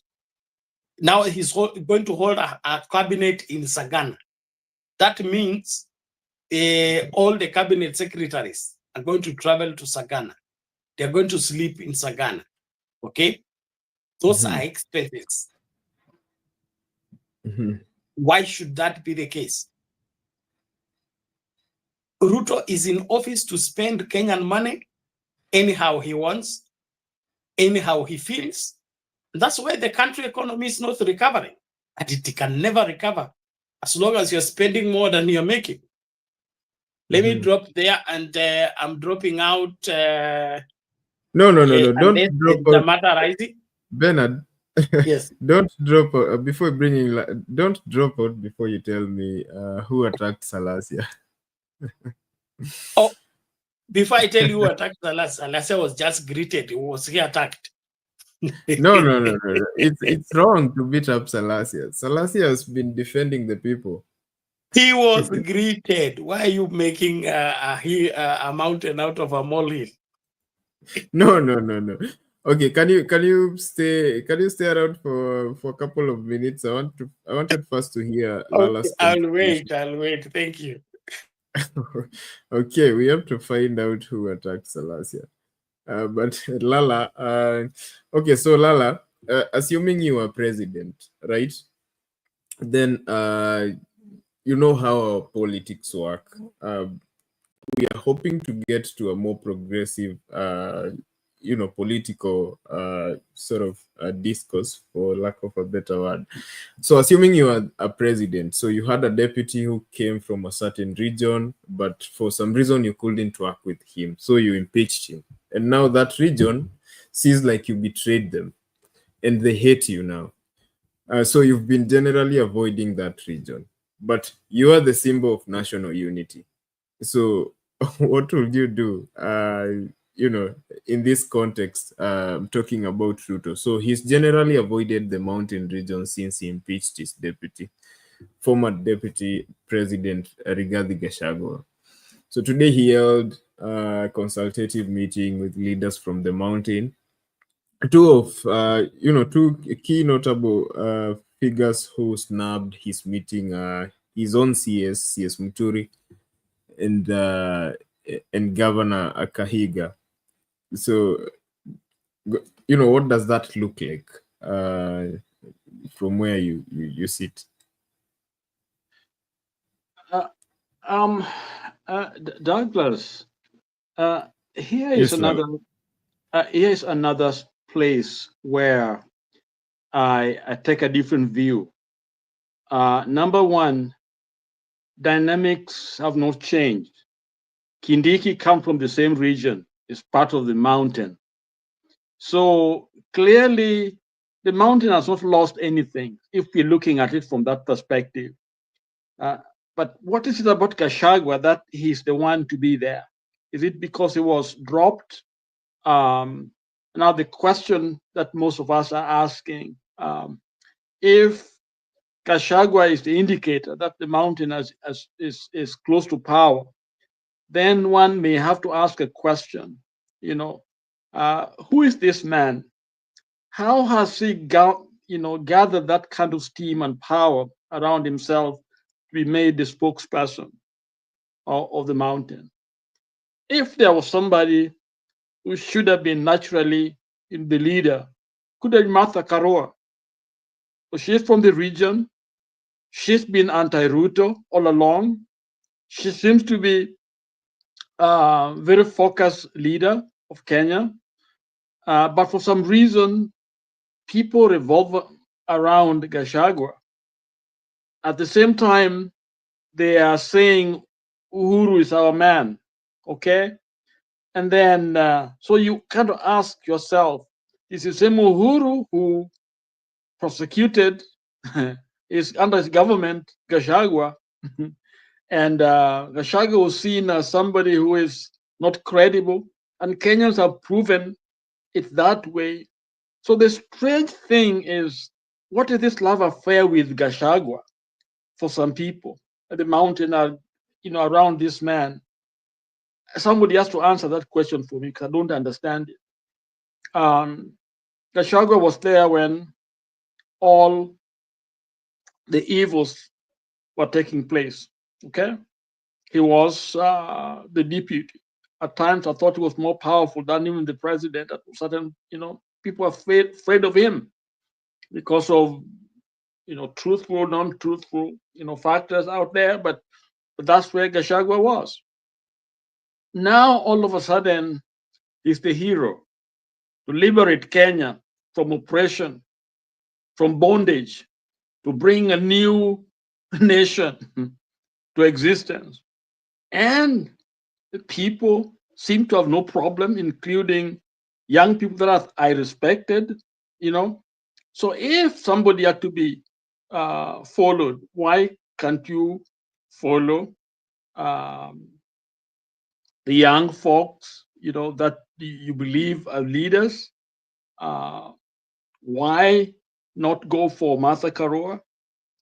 So to me, this idea that this man is a liberator is very suspect.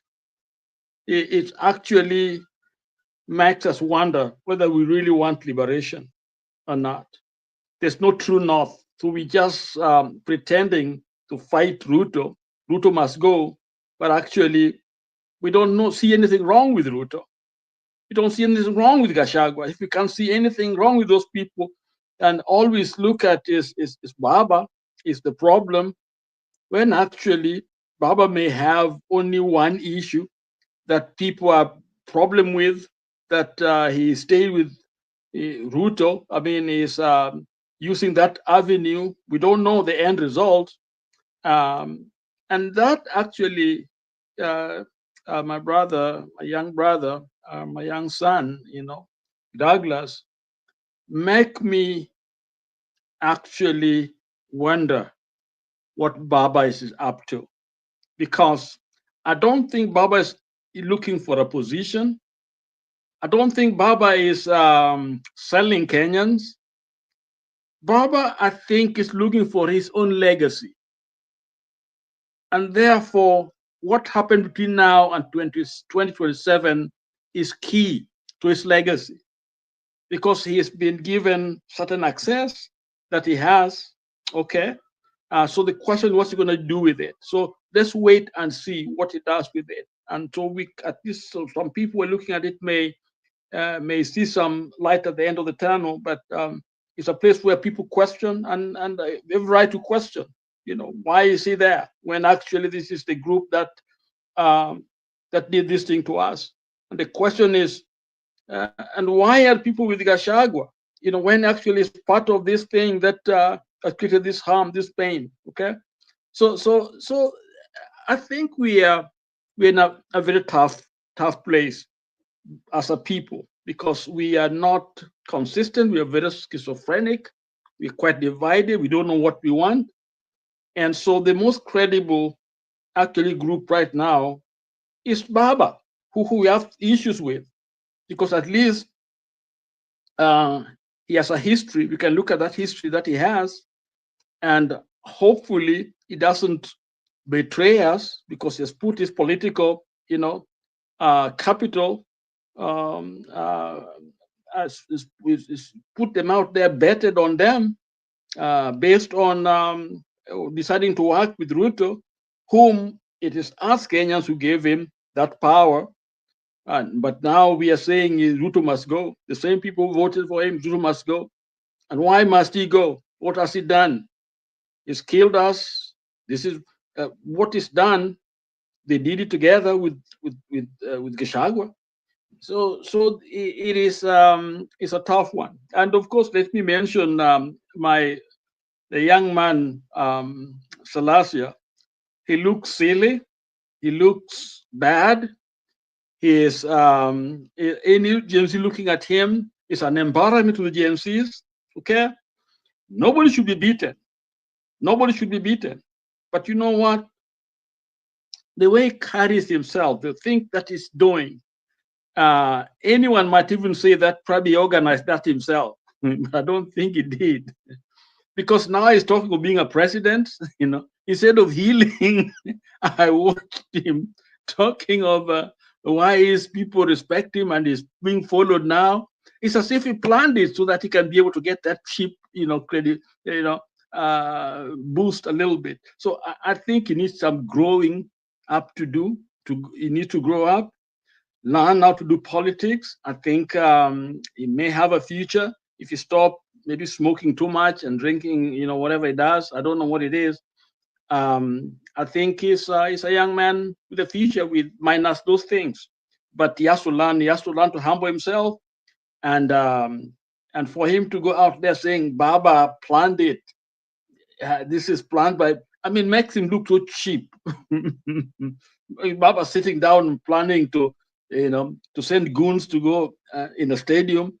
Baba's got more work to do. I mean, to me, it's so silly, and I think something maybe smoked too much. Back to you. Okay, okay, Lala. Okay. Now, Salasya is not an embarrassment to Gen Z. Do you know Salasya is one of the few leaders who just walked out of parliament on June 25th without being harmed? Like, he was one of the people who stood with the people during the finance bill 2024 moment. Yes, I agree with you, but those Very guys, few those MPs. young people, hold on. Those young Okay. people did excellent. They didn't harm anybody. They were there for a particular, they were not beating it. That's what the testimony was. The people, if they helped people helped the disabled woman and the others so they were not there. So don't tell me Salasya was the only one who left without being No. harmed. The other MPs escaped parliament through the basement.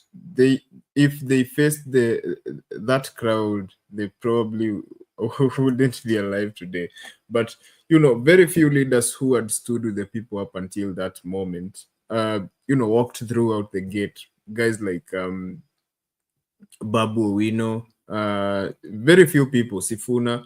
Those are the kind of people who, are celebrated by the people, and Salasya was among those people. Salasya was actually rioting with the people. It's okay. I don't. I think I've seen rioting, but that's not. He's not a youth winger.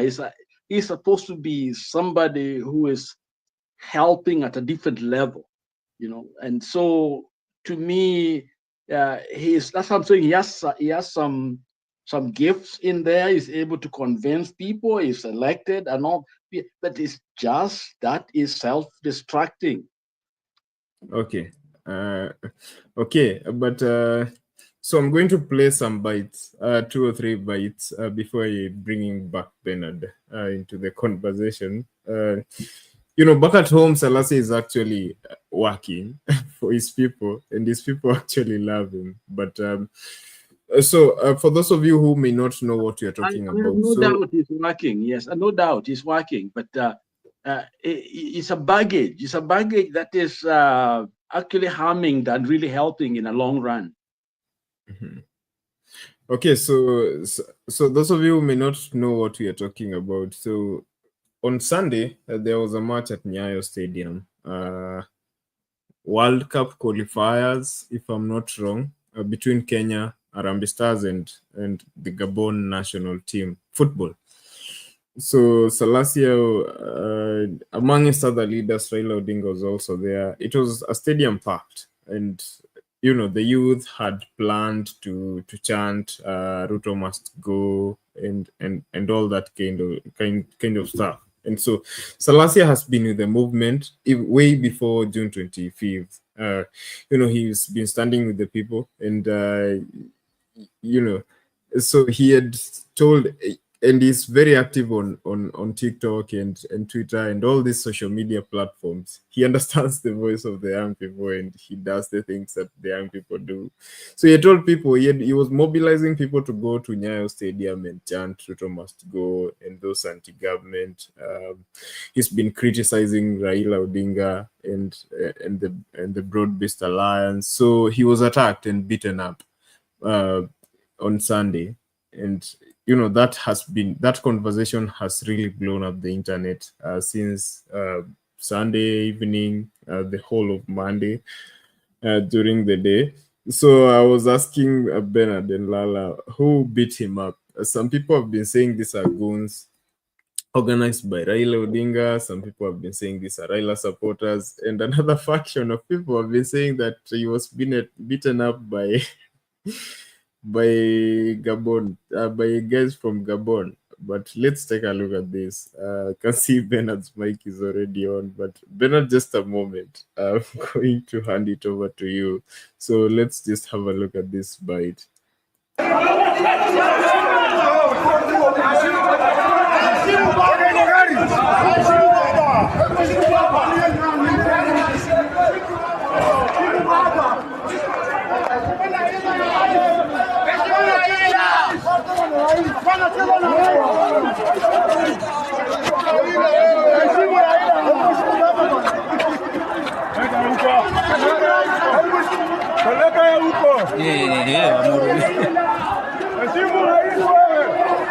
Kabisa mjinga huyo.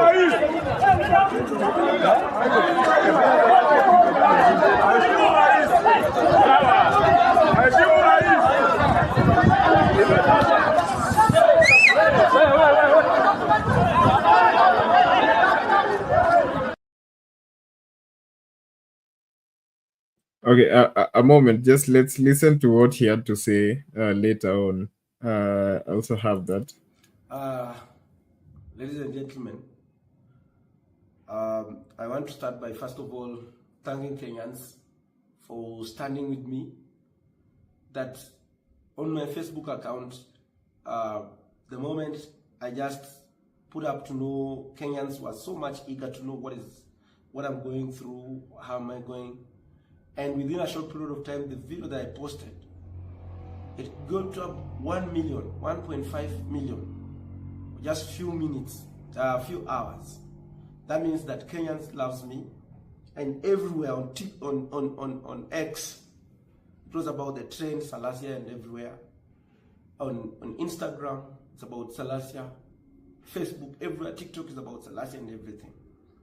First of all, I want to thank Kenyans for standing with me in solidarity, for showing love. And as they say, Kenyans, they watch, they listen, and they judge. And what happened yesterday, it was a planned thing. It was a planned game.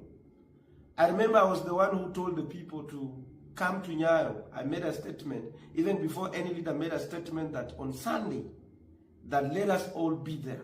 They took advantage because they knew I would definitely come, because I'm not a coward at all. And yesterday, because I know football, it's a game that brings people together, whereby people with different ideologies, we put aside and we come as a nation called Kenya. And that is why I didn't come there with anyone. I didn't come with my bodyguard. I didn't arm myself. I was helpless. I was like with just a friend who just came with me along, tagged me along. And when I entered, it is something that was planned. And there is a person, they started warning me at the gate. Then when I went, they started like, there is one guy who was following me everywhere I go. I went up to the VIP, he's following me. And even when you check that video, it was just like about 10 guys or so. And they can be known, because if it is something that was organic or not planned or natural, somebody will insult you there, he leaves you, maybe you meet with other people, they insult you, but they are moving. But you see like the guy with, there's another guy even who has bragged on TikTok, wherever, and I saw him, he was there. And even there was another one, number 7, Chokoram Safi, I don't know, somebody of the sort. And you see, you could mark this guy, he went with me from all the way up to the time I was kicked out by them. The good thing is that I was having options. And the option that I was having was very deadly. Maybe we could be telling other stories today. Number 1, I could have decided to go eat because of my life. I could have decided to go, and even that game could have been postponed. I could have gone even to the pitch and go and sit in the middle of the pitch. It was one option, by the way, I was having.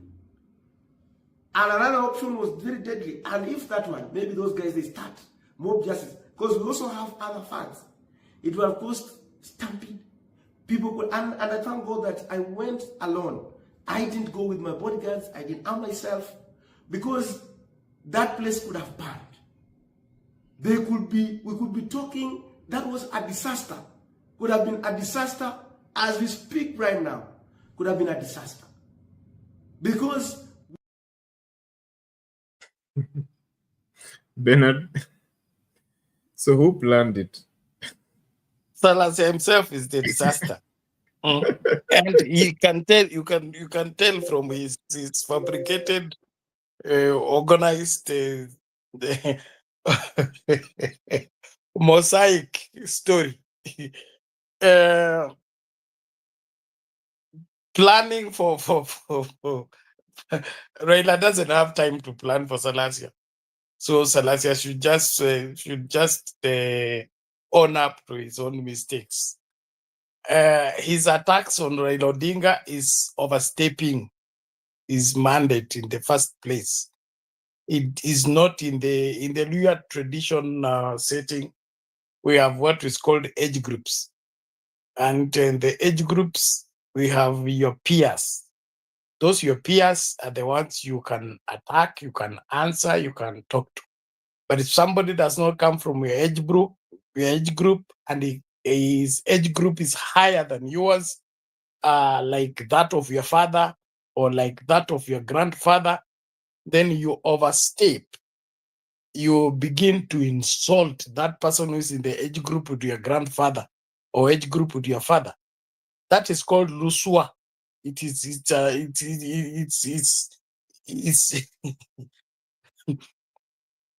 abominable in the first place. So Salasya's problem springs from that. him constantly using unbecoming words, insulting the person of Raila Odinga on X, on TikTok, and every other place. Those were the seeds he was sowing. And MDD had already warned him that anywhere we meet, we are going to settle the score. So it's not that Salasya went without knowing what is going to meet. He knew what is going to meet. And you see, he wanted to capitalize on it to make himself more famous. He now has 1.5 million Facebook reactions or Facebook whatever views on his video. And if that's what he was looking for, he has already gotten. But to me, it is self-inflicted. Salasya is not the only MP in Western Kenya. And he's not the only MP who has fallen out with Raila Odinga.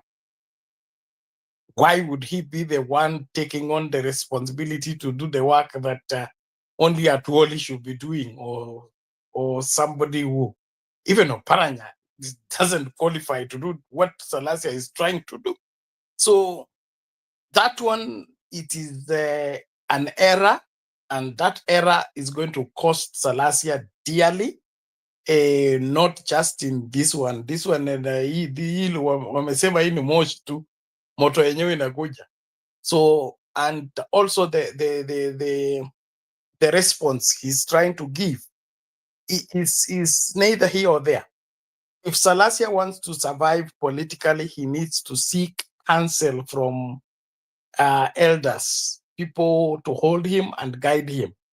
Nobody rises in leadership by themselves, and nobody makes themselves. Everybody needs somebody to guide them. Salasya is behaving like a madman who goes on video and smokes and says he's smoking bang, and he anachachisha alafu anafanya nini. I mean, is that the kind of leader you people are saying is your leader? Is the Gen Z leadership ethics condoning the smoking of bang on camera and being proud of the same? You have said that he's the one who mobilized people to go to the stadium. Then good, it is the people he mobilized to go and and say Ruto must go, that stand around and say Salasya must go. So if he was the mobilizer, then he was given part of his mobilization input. Now, finally, I don't want to spend time on Salasya. Salasya is an embarrassment to the Luo community, is an embarrassment to leadership, is an embarrassment to the parliament. And if there is any leadership of parliament watching this show, Salasya should be summoned to the disciplinary wherever committee, kama kuna disciplinary committee ya parliament, he should be summoned. He is teaching our children bad manners. He's overstepping his mandate, and he should be cut to size. Do I encourage violence? No. Do I encourage people being fought? No. Lakini kama anaendelea kumisbehave in the Luo tradition, I'm not talking now like a pastor, I'm talking like a Luo. In the Luo tradition, if you insult my father, I don't seek my father's permission to come and deal with you. I deal with you first, then you come to report me to my father that I beat you. So the moment Salasya begins to insult our fathers, what happens? The peers, his age mates, tunaenda kumchapa kwanza. Akishalia ataenda kuturipoti kwa baba, na baba ndo atatuambia vijana yangu, tafadhali wachana na yeye, amefanya makosa lakini msamee. Hiyo ndio tunafanyanga hivyo kwetu. So Salasya anashughulikiwa na peers wake, wamkumbushe kwamba hayuko kwa age group ya baba, na kama anajaribu kujifanya age group ya baba, atachapwa mpaka arudi kwa size yake, aheshimu wazee. Hiyo ni lazima. Okay, so it's so Raila Odinga attacked Salasya. Raila Odinga doesn't have time for Salasya. He doesn't attack. Baba akishaza. Wacha nikupatie pia Biblia. Psalms 127. Blessed is the children are the heritage of God. Blessed is the man who has quiver full of them. He shall speak with the enemies at the gate. Kama ushaza na ukalea au shughuliki na mambo ndogo ndogo, hata ukisikia ati kuna enemies at the gate, vijana ndo wanashughulikia, wanafuga kwa gate, au ukilala wanakuja kuamsha, dadi tumemalizana, kulikuwa na mtu alikuwa anavuka kwa fence, tumechapa yeye, tumefunga kwa gate, kuja uone ni nani. That is what happens. No son, genuine son of a father, will be happy when a stranger who is his age mate is insulting the father. No, that is not acceptable. So kama Salasya anataka usalama na anataka kuishi maisha marefu na anataka kuwa kiongozi, mpaka aheshimu viongozi waliomtangulia.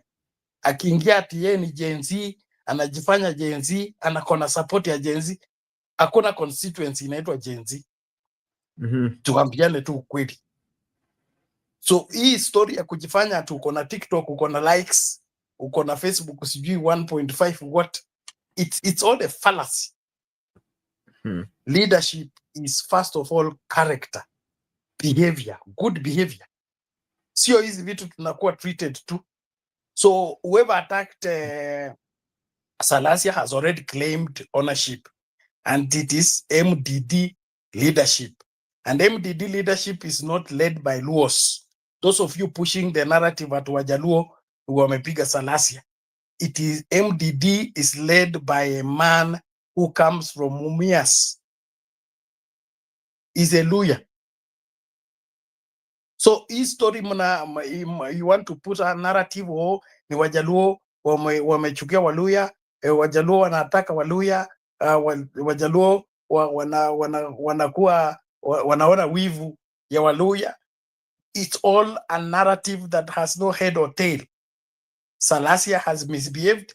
Salasya has been greeted, and if he does not take his time, they will greet him further.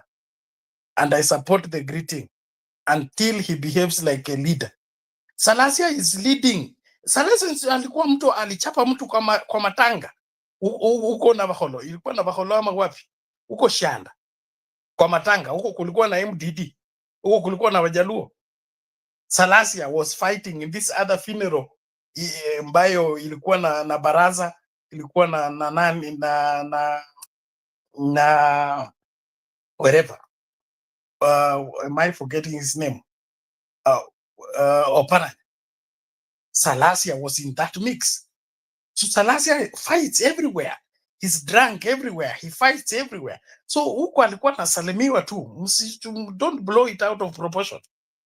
I rest my case there, unless you have a follow-up question. Yes, I have a follow-up question before I bring in Lala. I want us to hear from his constituents, the people he leads in his constituents. Just some people here.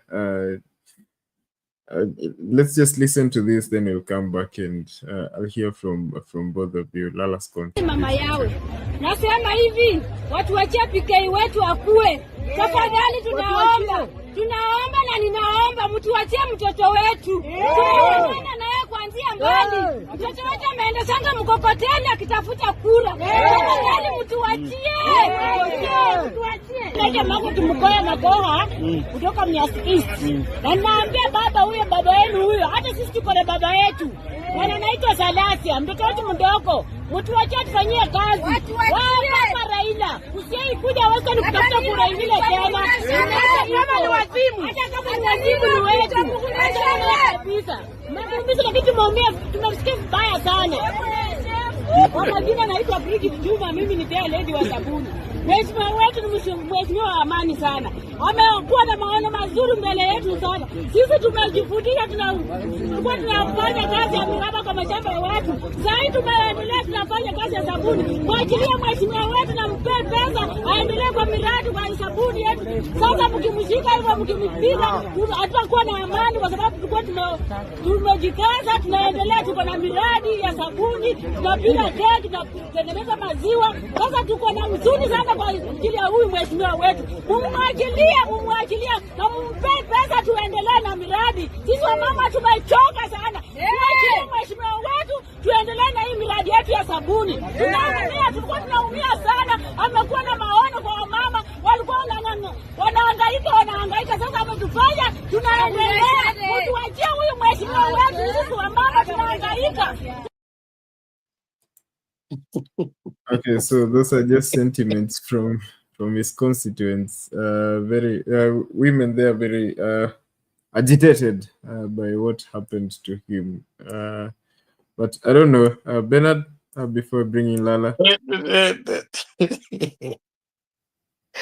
Okay. Now, the response of those mamas. Okay, I can't confirm that that is not wherever a drama. I can't confirm, but there's no drama better than that. What I'm saying is, I'm not saying that Salasya is not loved or celebrated where he comes from. He can be loved, he can be celebrated where he comes from. He has the support of the mamas, he has support of the primary school children, and all that and all that. That aside, my really problem with Salasya is one, his character, his public misbehavior, his continued excesses. As a leader, you don't do that in public. Getting drunk and disorder, smoking, bang on wherever, on camera, and then insulting people that are older than you, far away from you, that is the unbecoming behavior. Maswala mengine ya CDF, ya miradi ya wakina mama, miradi ya shule, na hiyo maswala yake, hiyo ni yake, ni ya CDF. Lakini tabia yake, hiyo ndio makosa. Kwa nini? Watoto wanapaswa kujifunza kutoka kwa wazazi. Kama wazazi wanaendelea kuonyesha mifano ambayo haifai, tunaendeleza kuzamisha jamii nzima. That is my point of departure. So if he continues that way, somebody needs to call him to order. And the best people to call him to order are his age mates. As age mates. Hata kwetu, ukikosea, unachapwanga na your age mates. Those are the ones who call you to order, especially when there is misconduct, and that misconduct is touching on the values and on the tenets of the societal norms. That is all. So afanye miradi, asifanye miradi, akiendelea vile anavyoendelea hivi, Salasya is not going anywhere.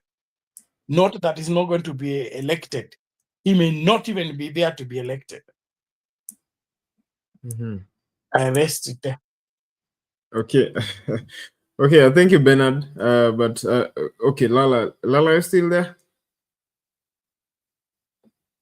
I'm here. Okay. Let me just allow me to prepare a question for you. Okay, so the question I want to pose is, concerning how, ideally how democracy should work. Away from our African culture and setting, ideally, like what Bernard is speaking about, in a democracy like the one you live in, can young people call older people to order if they're misbehaving? For instance, in this case, using of violence, Ama you should just sit down because you are, the other person is older. For instance, your president there is what, 70 what? Is he 80 yet? So if he's misbehaving, should younger politician not call him out and respect that he's older? How should democracy work? Douglas, democracy is not a very good system, but it's the best that we have. And it's only best when people respect. Can you hear me? Yes. I was saying you're quoting Winston Churchill. Oh, okay. If there's a respect for each other, as a matter of fact, calling out people is not a bad idea, but you disagree on issues, on debate, critical issues, not personal, not attacking a person, calling somebody who is older than you a name or even younger. Even the young people, you respect that person and they respect you back. But what we see coming out of Kenya is not even calling out. It's really pure, I would say, disrespect, abusing other people to make them feel better. Because at the end of the day, when you keep howling insults at someone and you call it, I'm calling them out. No. I think this is a very respectful way to do that. And I think the idea that we have to be quiet is not good. We got to speak. We got to air our differences, but in a very respectful way. In other words, when to be family and when to point out issues within the family, and when to, because if you can't do that to your father, why would you do it to somebody else? If you can't go and call your father in the marketplace, who does that stupid old man or whatever, and then you claim you're calling him out. This is the problem with Salasya and such kind of thinking. They think they are being heroes when actually they are displaying their ignorance. And so, to me, Salasya is just a very sad case, because for me, I think he has mental health issues. That's what I would say, because I do believe he has a lot of talents in there, and he's doing some good things. But the other things that are around what he does is not good for the future of democracy, as well as just human decency, community, decency. Because whatever he is, there's a fight. Are those fights necessary?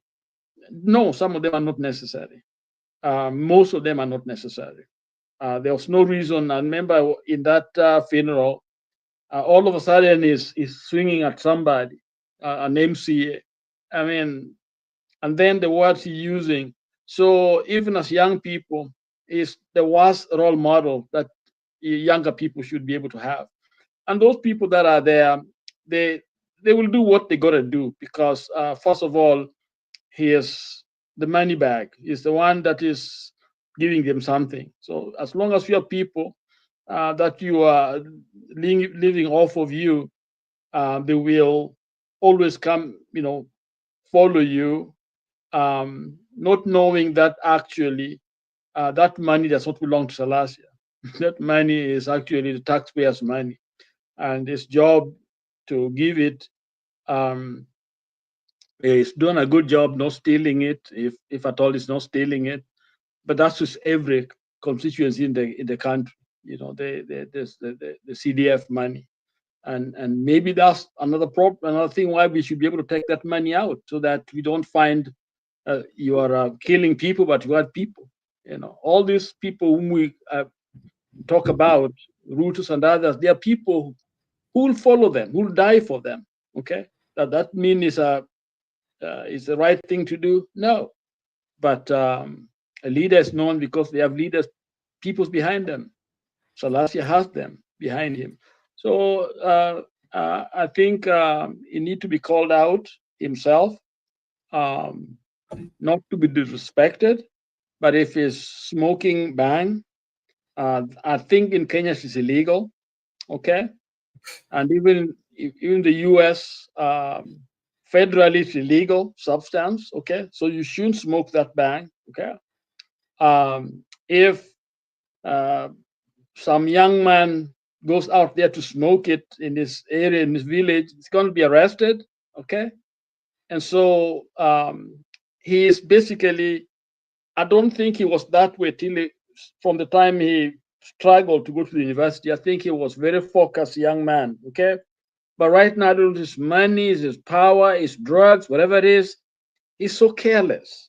He's so careless with this language, and it's a leader. People following, and that I think that's the alarm that Bernard is talking about. As I say that, I think he has a lot of. He's a comedian, so that's really a better method to kind of talk to people, and he seems to be brave young man. So he has a lot of good things that we can count on, but he's self-distracting, by the way he's handling things. Yeah. Back to you. Okay, thank you. A quick one, Daki, on your question on democracy. Democracy does not work in open space. Democracy is a system of governance within a society that has its norms. Democracy does not suspend the laws of nature. That there is democracy, it doesn't now make your father become your brother or your grandfather now become your age mate or your village mate. I mean, that there is no boundaries because we are in a democratic space. The same thing in the Bible. The Bible says there is no difference in Christ Jesus. There's no male or female, slave or free, and all that. But when it comes to relationships, there is still the head, there is the body, and there are other parts. Like we say, there is equality in Christ Jesus, but there's no equality in marriage.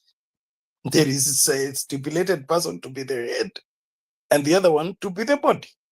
So you cannot say that because there is democracy, and democracy is a freedom of expression, so that means I can insult anybody, I can tell anybody anything. There are things you will lose by reason of disrespectfully saying. Like if you have a quarrel with your father, the best person to call your father to order is not you. The best person to call your father to order is your uncle, who is either older than him or his age mate. But if you call saying, vijana tumekubaliana huyu mzee mpaka tumkalishe leo, tumwambie tumekasirika, hiyo nyumba itakalika. So please, democracy, yes, but laws of nature remain untouched, with or without democracy. Thank you. Thanks. Okay. Let me just add something there too about democracy and even this system, Douglas. Since you asked the question, you see, you can criticize someone, you can point out, whatever they've done, but they got to be true and factual. Because if it's not, they'll take you to court and they'll clear you completely. You wake up one morning, everything is gone, because the courts are very particular, especially when you use false information, and even their children can sue you.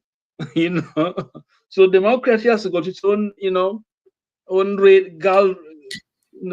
whatever demarcations that you can't just cross. Like what we see in the media, we talked about people we have got no truth and we're just saying things. Some of those things will be prosecuted here. A lot of people will be in jail, or supposed to pay a lot of money because it's as if we're taking things in our own hands. We don't respect boundaries. We don't respect other people. We just go out blast. and actually it's making things worse, even our fight, worse. We are not helping the cause of democracy, because when we don't speak the truth, what we are doing is we are continuing the lies that we are accusing Ruto of. And so let's be careful. Let's stop and think. Let people like Salasya stop and think, and let him not teach our kids to take such kind of reckless means of doing things which simply make things worse for us in the name of democracy, when actually that is not democracy. Back to you.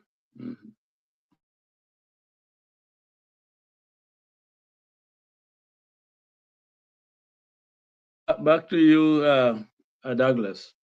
Okay, sorry. Okay, so I did not unmute my mic, but I was saying Kenyans on social media don't seem to share the same sentiments as you. So I'm going to read a few before I bring back the conversation to you.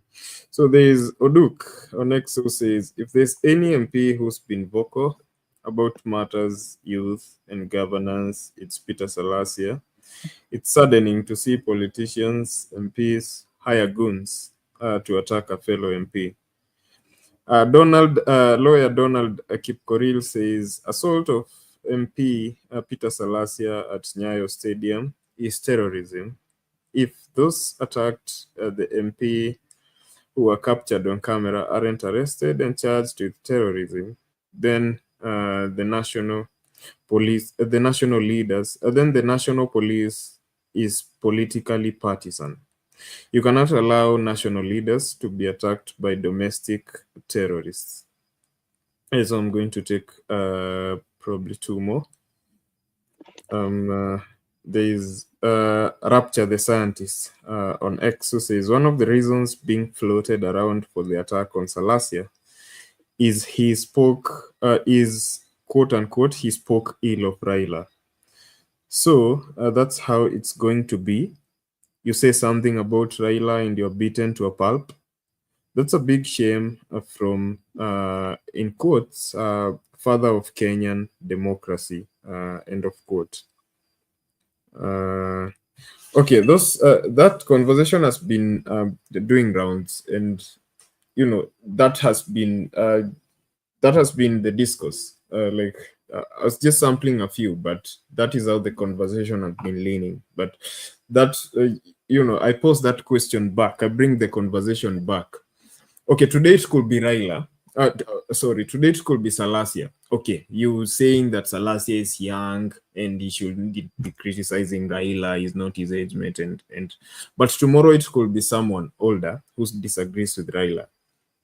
Is he untouchable that he can't be criticized? You've seen youth there saying that don't respect Raila and all that stuff. Is that really democracy where there isn't freedom of speech and you can't talk against ills just because it's some political figure? And I'm going to bring in an example. For instance, last year during the protests, Kenyans were saying, Kenyans in general, not just the Gen Zs, Kenyans were saying, we're not having dialogue with Ruto. And Raila decided to go against the people, and he went and had a dialogue. Of course, he lied to people, no dialogue and all that stuff, but eventually he went and had dialogue with Ruto. But, Kalonzo said, no, I'm going to stick to what I said, no dialogue. Then there was a presser by Azimio. And you remember he was attacked. I'm going to play that. Then I'm going to pose the question. Even as I play this, I want to pose the question: is this how we should be dealing with things? Just because it's someone disagrees with some figure, and is this really how the father of democracy should be acting? That people can't disagree with him. But before you answer me that, let me just play this clip. Who lost their loved ones, and the hundreds who were maimed, injured, and who had their properties destroyed during the demonstrations.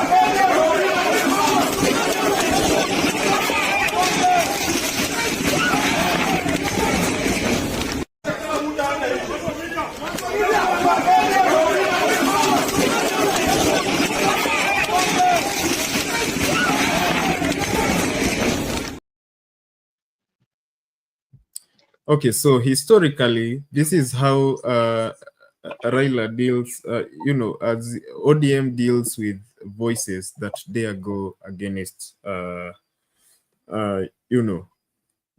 Raila Odinga. So is this right? I'll begin with you, Bernard. Do you see anything wrong? You guys, you have a way of tailoring your story to sound. Not tailoring the story, it's revisiting You are now history. calling it terrorism. Watu No, don't. kusalimiwa, watu wengi wamesalimiwa mpaka Gachagua. Sasa Don't we want to divert blow the it out question. of proportion. Now Don't you are divert the now question. calling it local terrorism No. and all manner of expressions. You're running away from the question. Mimi namaliza kwanza na wachia show. Let me say my point. Okay. Especially touching on Salasya. We are not saying that Salasya should not speak if he's not happy with the decisions being made.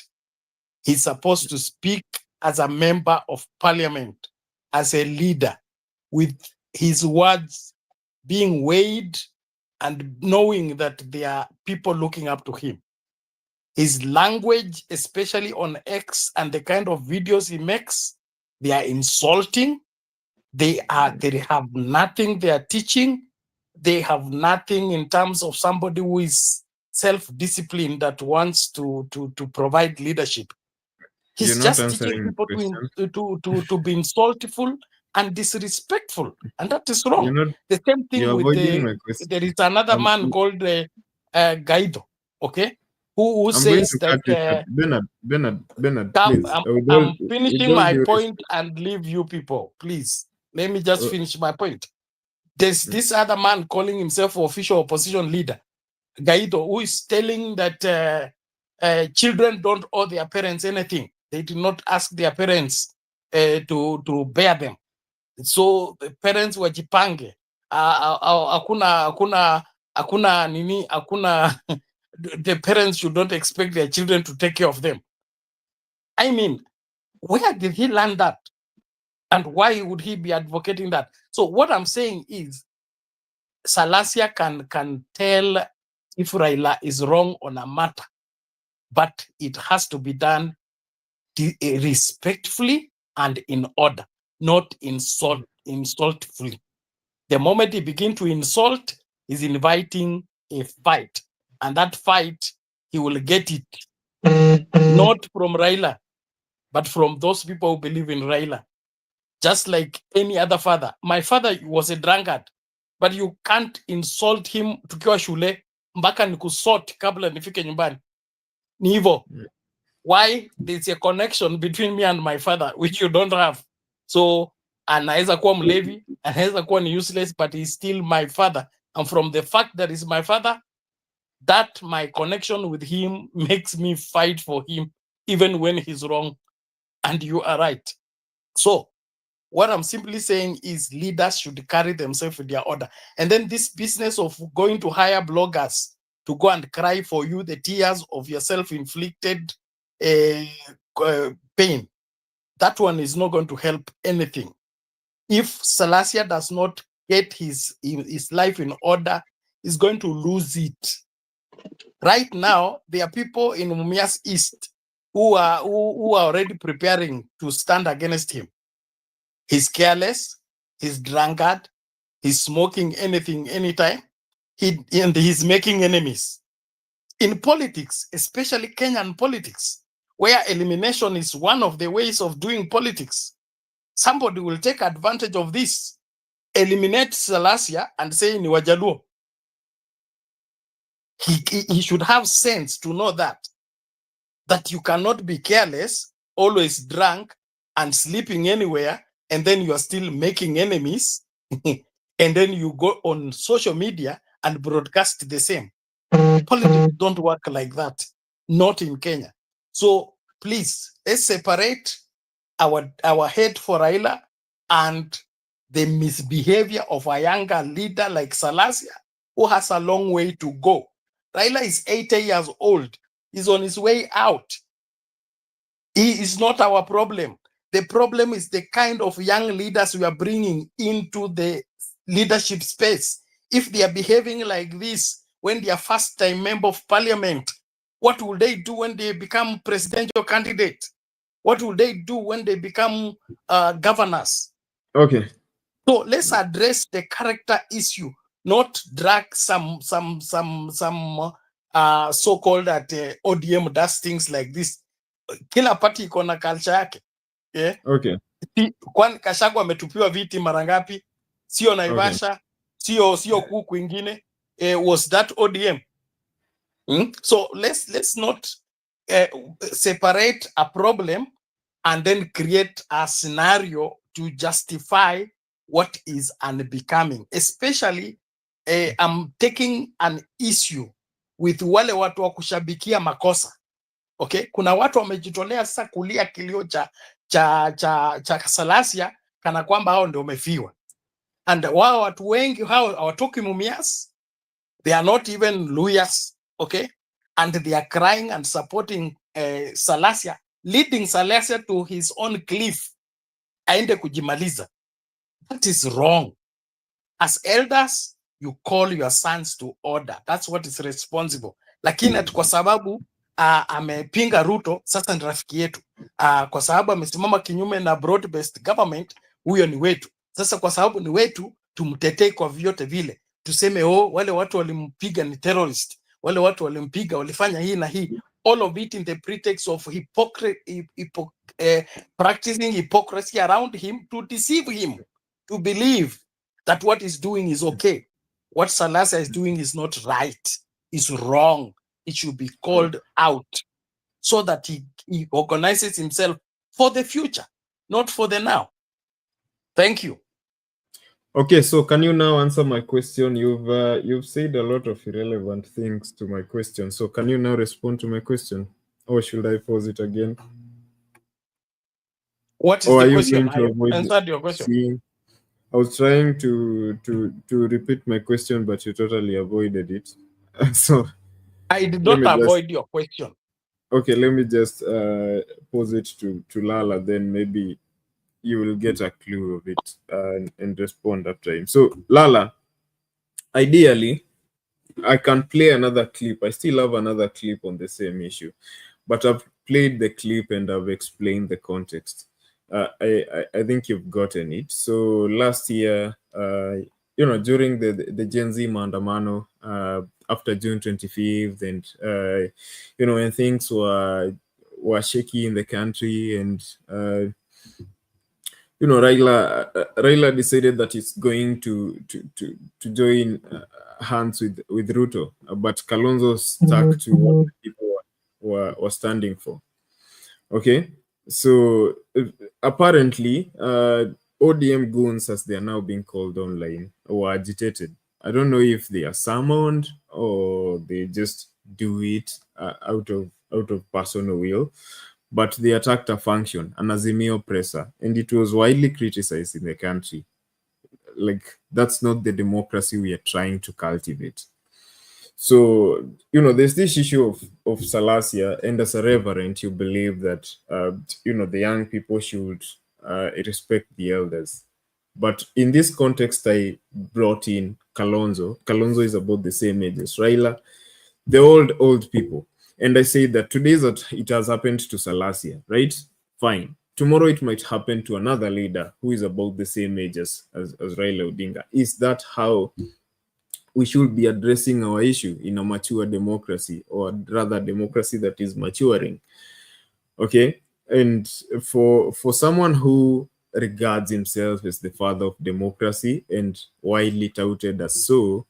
Is this how he should be? What does this say about his beliefs in the very democracy that he speaks about? Douglas, a country is not 100 meters race where you start within seconds, you're at the end of it. When people are fighting for the soul of a nation, when we were faced with a situation that was very fluid at the moment, we didn't know exactly what's going on. The GNCs had come fighting for something that they were not clearly, could not clearly define. All they wanted was that Ruto must go. Okay, or new system must come. That time it wasn't actually Ruto must go. It was simply they didn't like what was happening. So it was like the anger that was leashed out there without clear end result. And it is in the moment that these wise people we have had to think outside the box to figure out where we're going as a people. The problem that we had, or we still have as Kenyans, is that we are actually too suspicious of everyone, and we are rightfully suspicious because of the way things have happened in the past. And so Baba talking to Ruto, I believe, had a lot to do with the situation where things were so fluid, to the point where we didn't know whether we're going to have a country or not, because there was no clear path to their destination. Because if there's a clear path to destination, they could have made it very clear. This is the leadership we have, and this is how we're going to do it. Or we are going to go out there and get the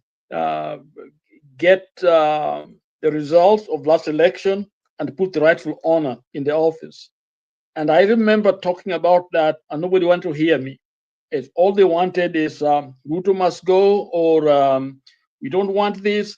So it was anger, which was rightful anger, but it was not organized. It was sporadic. It was untamed.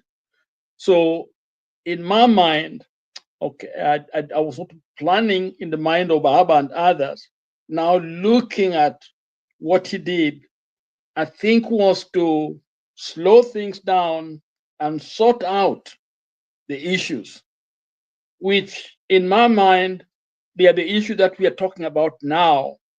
What would take us to 2027, which in my mind, that's also I disagreed, because I wanted things to change now. But I also see the wisdom in terms of not compromising our ideals, but moving towards the American call it the perfect union, towards a space where we can be able to sort out things as brothers and sisters and strengthen our system to the point where we can have a next election. For some people, I think, Douglas, including you, young people, you tend to look at things right, black and white. And so Baba is con man, Baba is this, Baba is that. But if you also look at it from a different perspective, you see the wisdom that is in there. I come to the school that Baba has not compromised his ideals, okay? His personal conviction, what he believes in, because that to me is more important. That personal conviction that people have, we can look at their history and their track record, is more important than this today's group of people, coming together. This is what we believe in, when actually inside of themselves, there's nothing called democracy, including my friend, our young man Salasya. Why would he slap people in there if a Democrat? Okay, what and wherever he goes is fighting.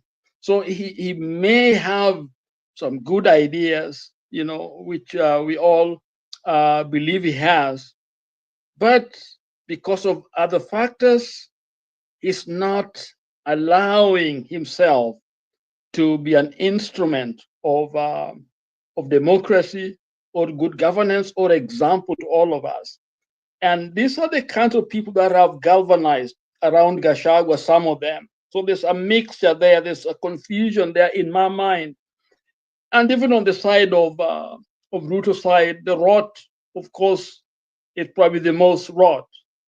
And so we need people who can be able to come in, because wars are never fought from outside only.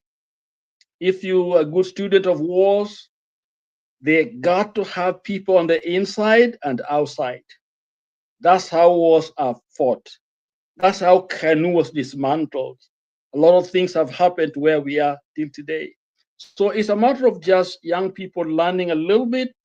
They don't retreat in terms of their morals, their values, why they are fighting, but a more aware, a more sober understanding of analysis of the way things are. And that actually strength, not a weakness.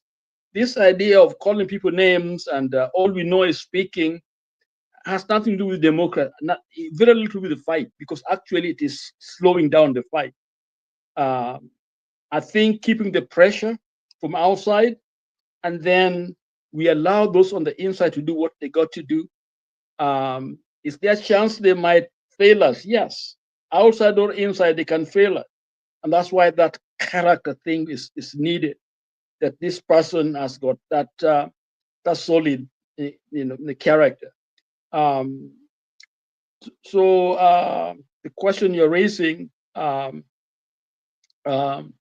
you play that tape there of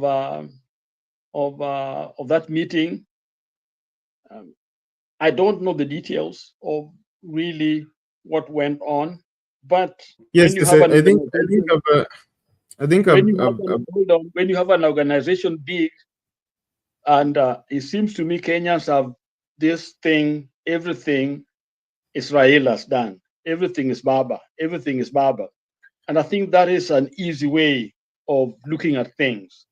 I think if there's somebody who doesn't want people getting hurt, it's Baba. I had a chance to be with him. I don't know him that well, but I had a chance. And he actually stopped a meeting where I was in DC because a woman was mishandled by the crowd and some other people there. So he's an Auruma. He's somebody who has that heart. So for me to think of him doing things to hurt Kenya or for his personal interest doesn't make sense. It's not rational in my own thinking. And so can he make mistakes? Yes, he does make mistakes. But to think of him as organizing Salasya's beating or Kalonzo's meeting, I don't think so.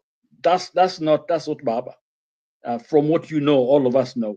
He may have his weakness, but not what we are trying to project that he has. So back to you.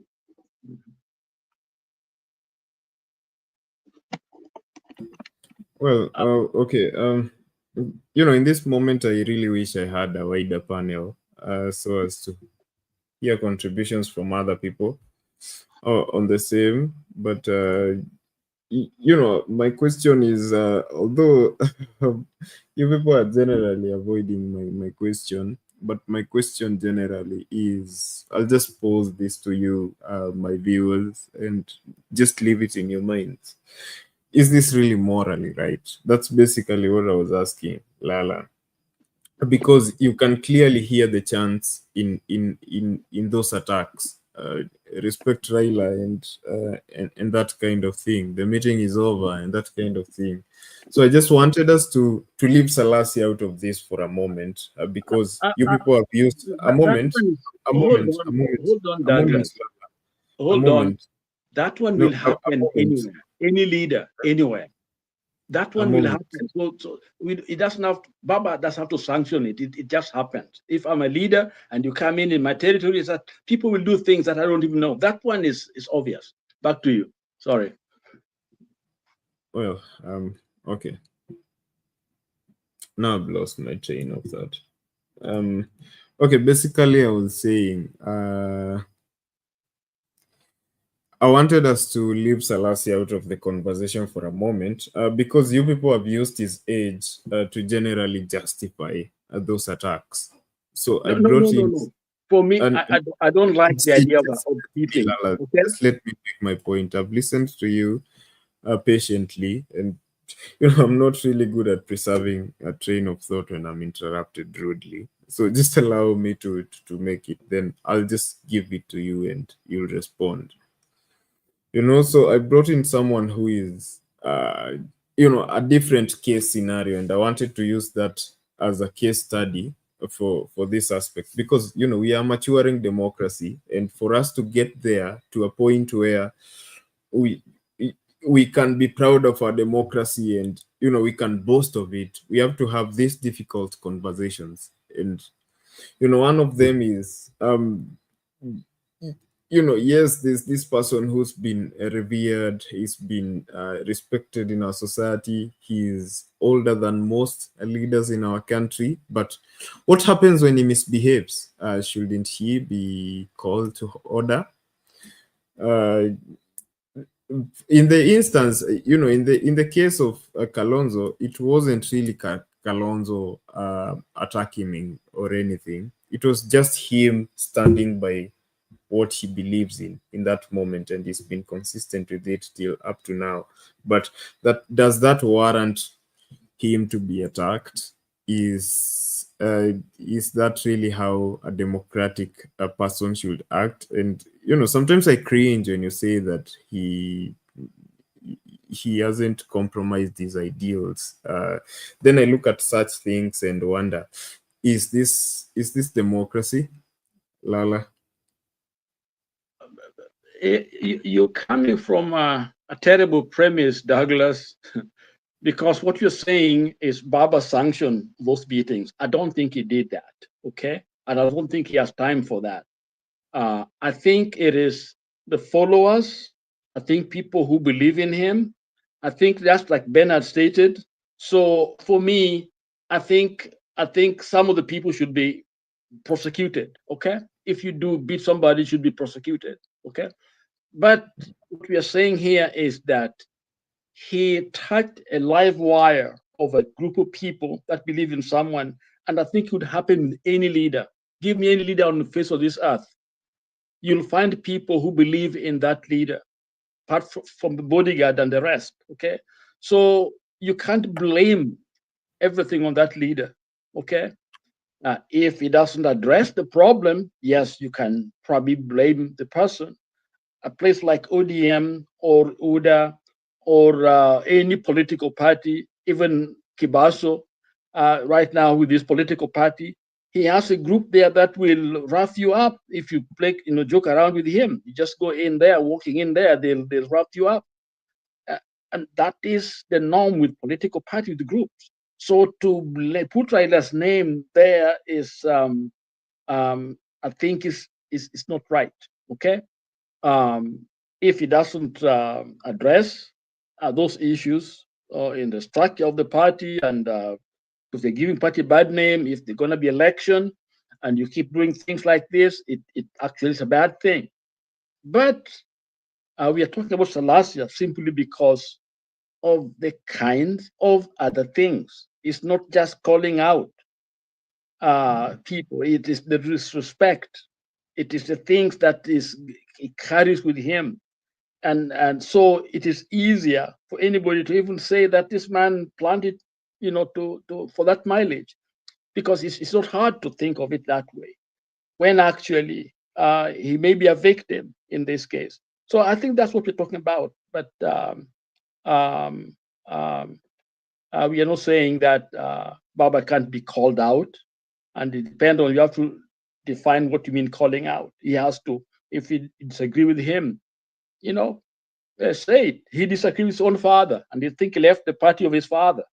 Okay, but it was based on not disrespect of his father, but on a principle that he didn't believe in, and that's okay. That is fine.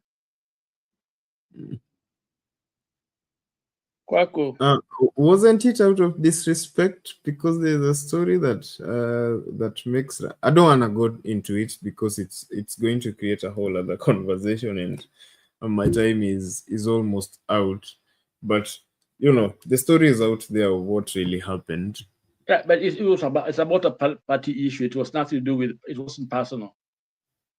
Yes, but he acted in a disrespectful manner, and you know there've been stories out there ideological. It was that his father. Okay. No. He acted in a disrespectful manner. He arrived at his father's party conference with goons. That kind. The story goes that way.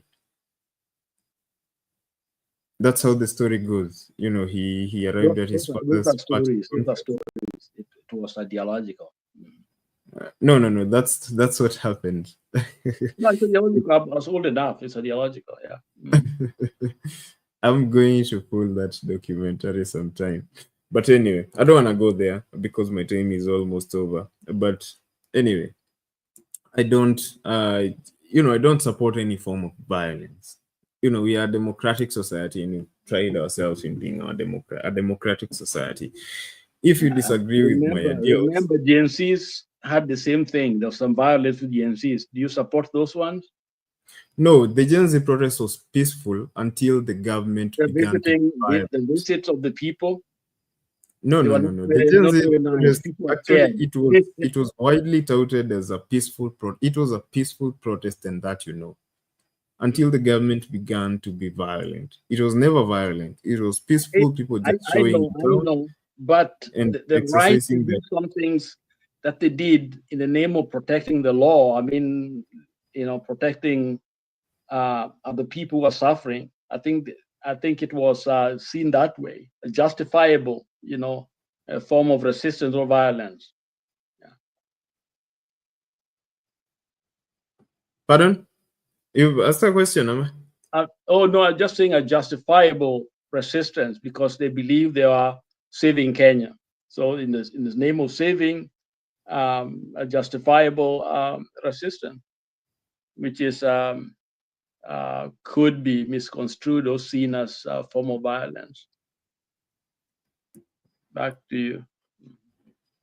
Okay. You know, I've always had an issue. I've always said that, you know, that cultic following of Raila Odinga is the biggest impediment to our democracy today, because, you know, someone is revered to the point where he can't be called out, and if he does, then, you know, his people are going to come after you, and he's not going to call his people to. Okay, you've said that maybe he doesn't tell them to come and attack you, but as his followers, shouldn't he call them to order?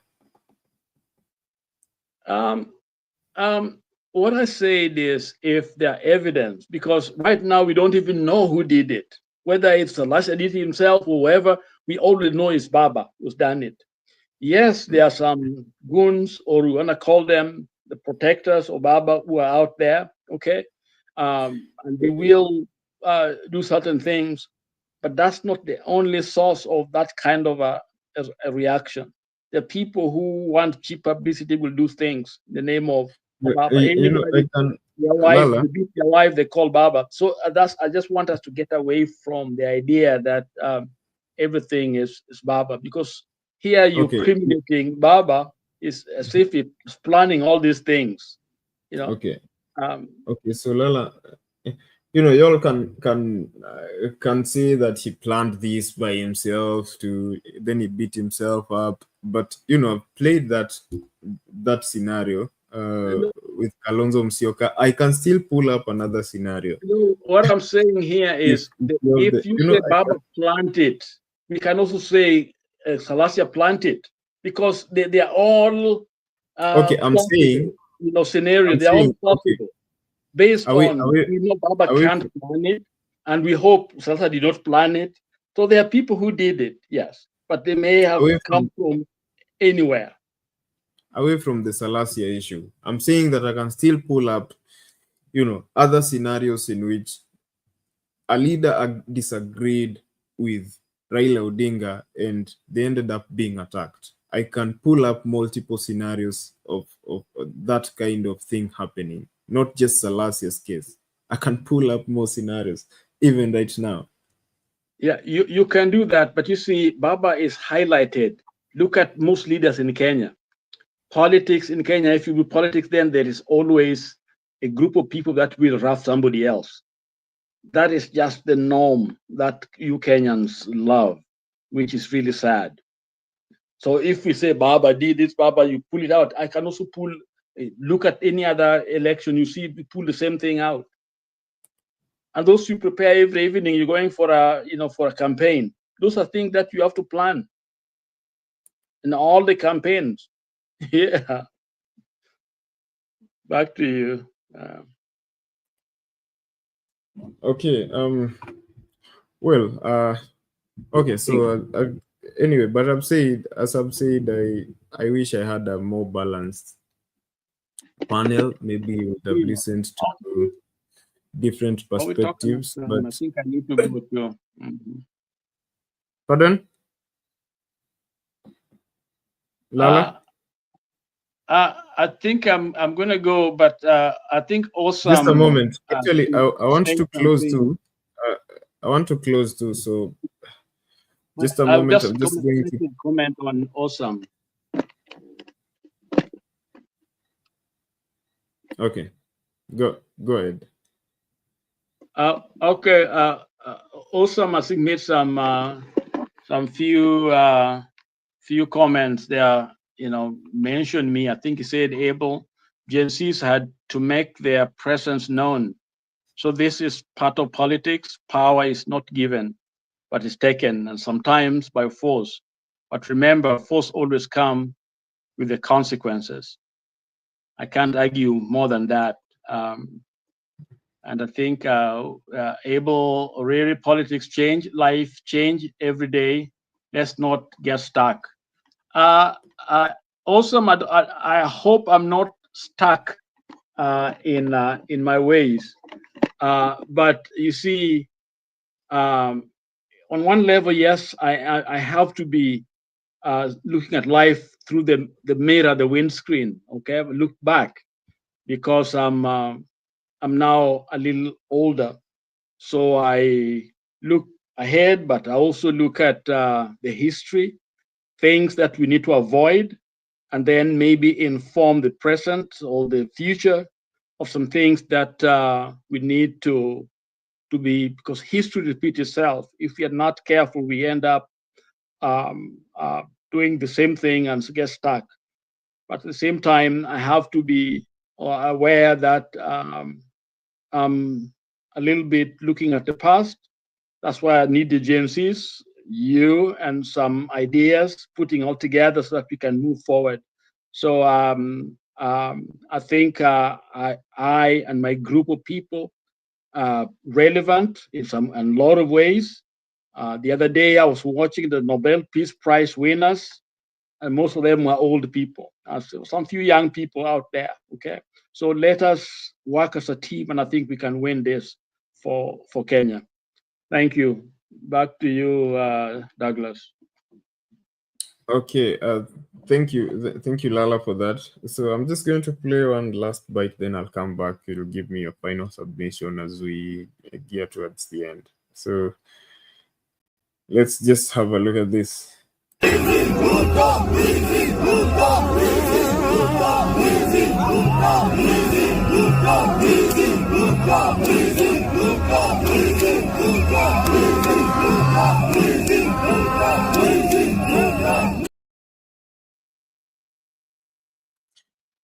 Okay, anyway, those are a chance of Ruto must go during on Sunday at the World Cup qualifier match between Harambee Stars and the Gabon national team. But anyway, I just wanted to give you a glimpse of that. Those of you who may not have seen it anyway, so Lala, your final submissions.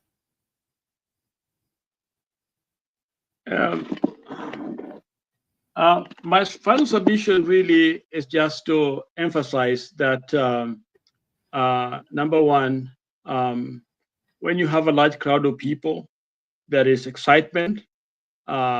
People will go with the emotion. You will chant what need to be chanted, supposedly in that meeting. And I am of the opinion that Ruto must go. But in that message, there has to be a clear thinking and planning and strategizing on how we leave the country intact, that is, because as we stand at the moment, I think the country is very fragile, and I think one ray of the light that's still keeping us a little bit connected is a delicate governance that we have that seems to have brought in different people from different parts of Kenya, whether Western or Nyanza, and into government, plus the retaining the VP in that region. I think it's bought us time to see ourselves together, but we can easily fall apart, especially when people like Gachagua are empowered. Then you can see that that balance that can easily go the other way. Right now, of course, the rallying call is Ruto must go. So we are all in that slogan. But without that, these other things start biting us as a nation. So we must work hard to see how we bring this country to a place where it can face the truth and also still remain together, knowing that we're part of each other. And so I'm proud to be a Kenyan, and thank you all. And let's all come here, and thank you, Douglas, for guiding us, and everyone in the background, awesome, and all of you back there. And that's my last word. Thanks. Back to you, Douglas. Okay, thank you, Lala, for joining in the conversation, and thank you for that submission. Yes, for participating in today's conversation, and that was quite insightful. And yeah, so maybe I'll just take a few comments. Awesome with lots of comments there. Okay, he says, if there is anything that annoys me is this chance when we are supposed to be nationalists. This one was a very low thinking. We were supposed to support our team, but it ended up in a divisive politics. It was the lowest moment in our country. But a question, Lala, before you leave, if you're still there. Okay, so I've seen large international marches and people lifting banners to express their dissatisfaction either with their governments. In Israel, people, all around the world, people raising banners to express their dissatisfaction, maybe the war in Gaza and that kind of stuff. I've seen people in stadiums voice there, because that is a very large public arena, and you have the world watching. I think it's a perfect, as long as you're not disrupting the game. Is that allowed? I mean, how is that okay? Because there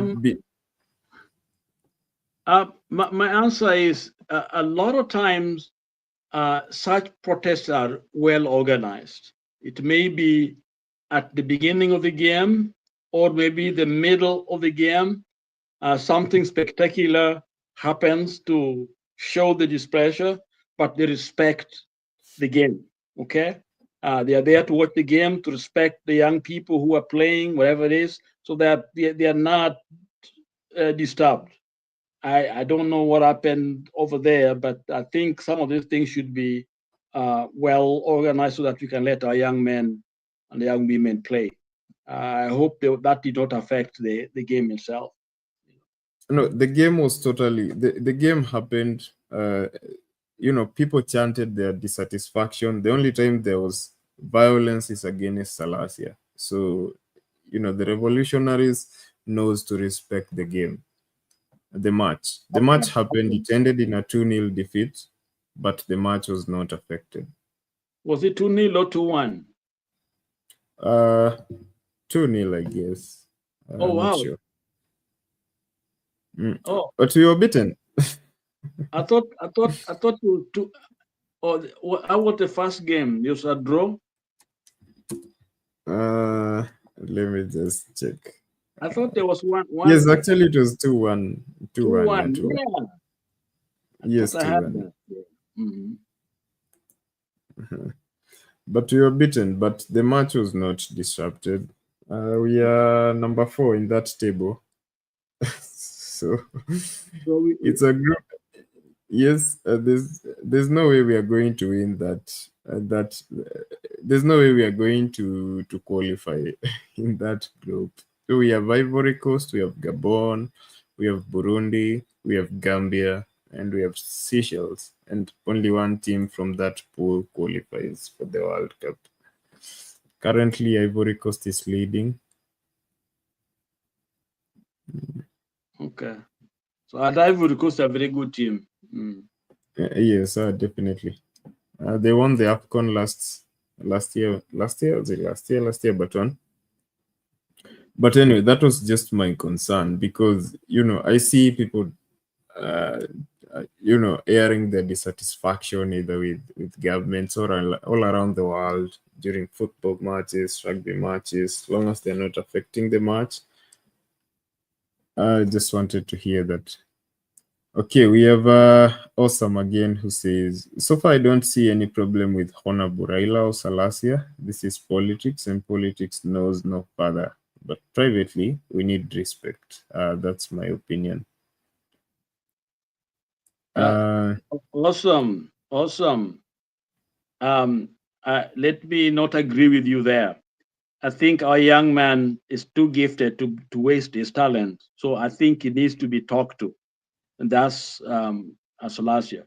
So, and that would help. We can't just tell him you're great and great when actually we know that he has potential that need to be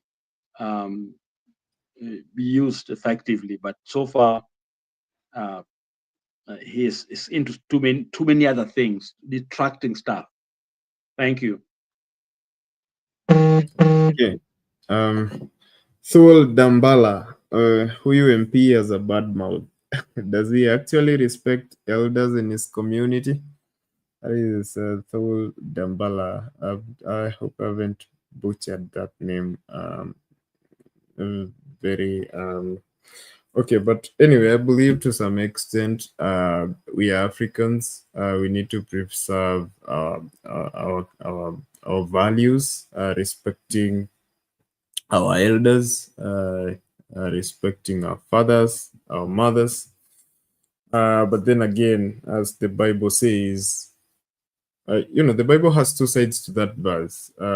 Children, obey your parents, for this is the right thing to do. I think Reverend Lala, you're a reverend, you can help me on this one. Respect your fathers, for this is the right thing to do. Okay, so that your days may be added on earth, then it goes on to say, fathers, do not... how does that verse go, Lala? There's a second part to it.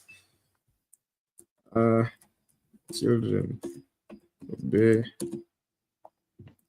So are you still there, Lala? Old cannot depart from it. Yes. There's a second aspect to it that tells fathers against do not provoke your children. Yeah. Yeah, against provoking their children. There's a second bit. Respect is two-way traffic. It's two-way traffic. It has to be. I mean, the thing is, I think what we have done in our age is shameful, because a lot of this problem is part of us, and I think it's not a good thing. And I think pointing those out is not a bad thing at all. And there's a respectful way of pointing them out. And so, you shouldn't be silenced, because if we stole, we stole. If we're a thief, you're a thief. And I think that's a calling out that should be very clear. Yeah.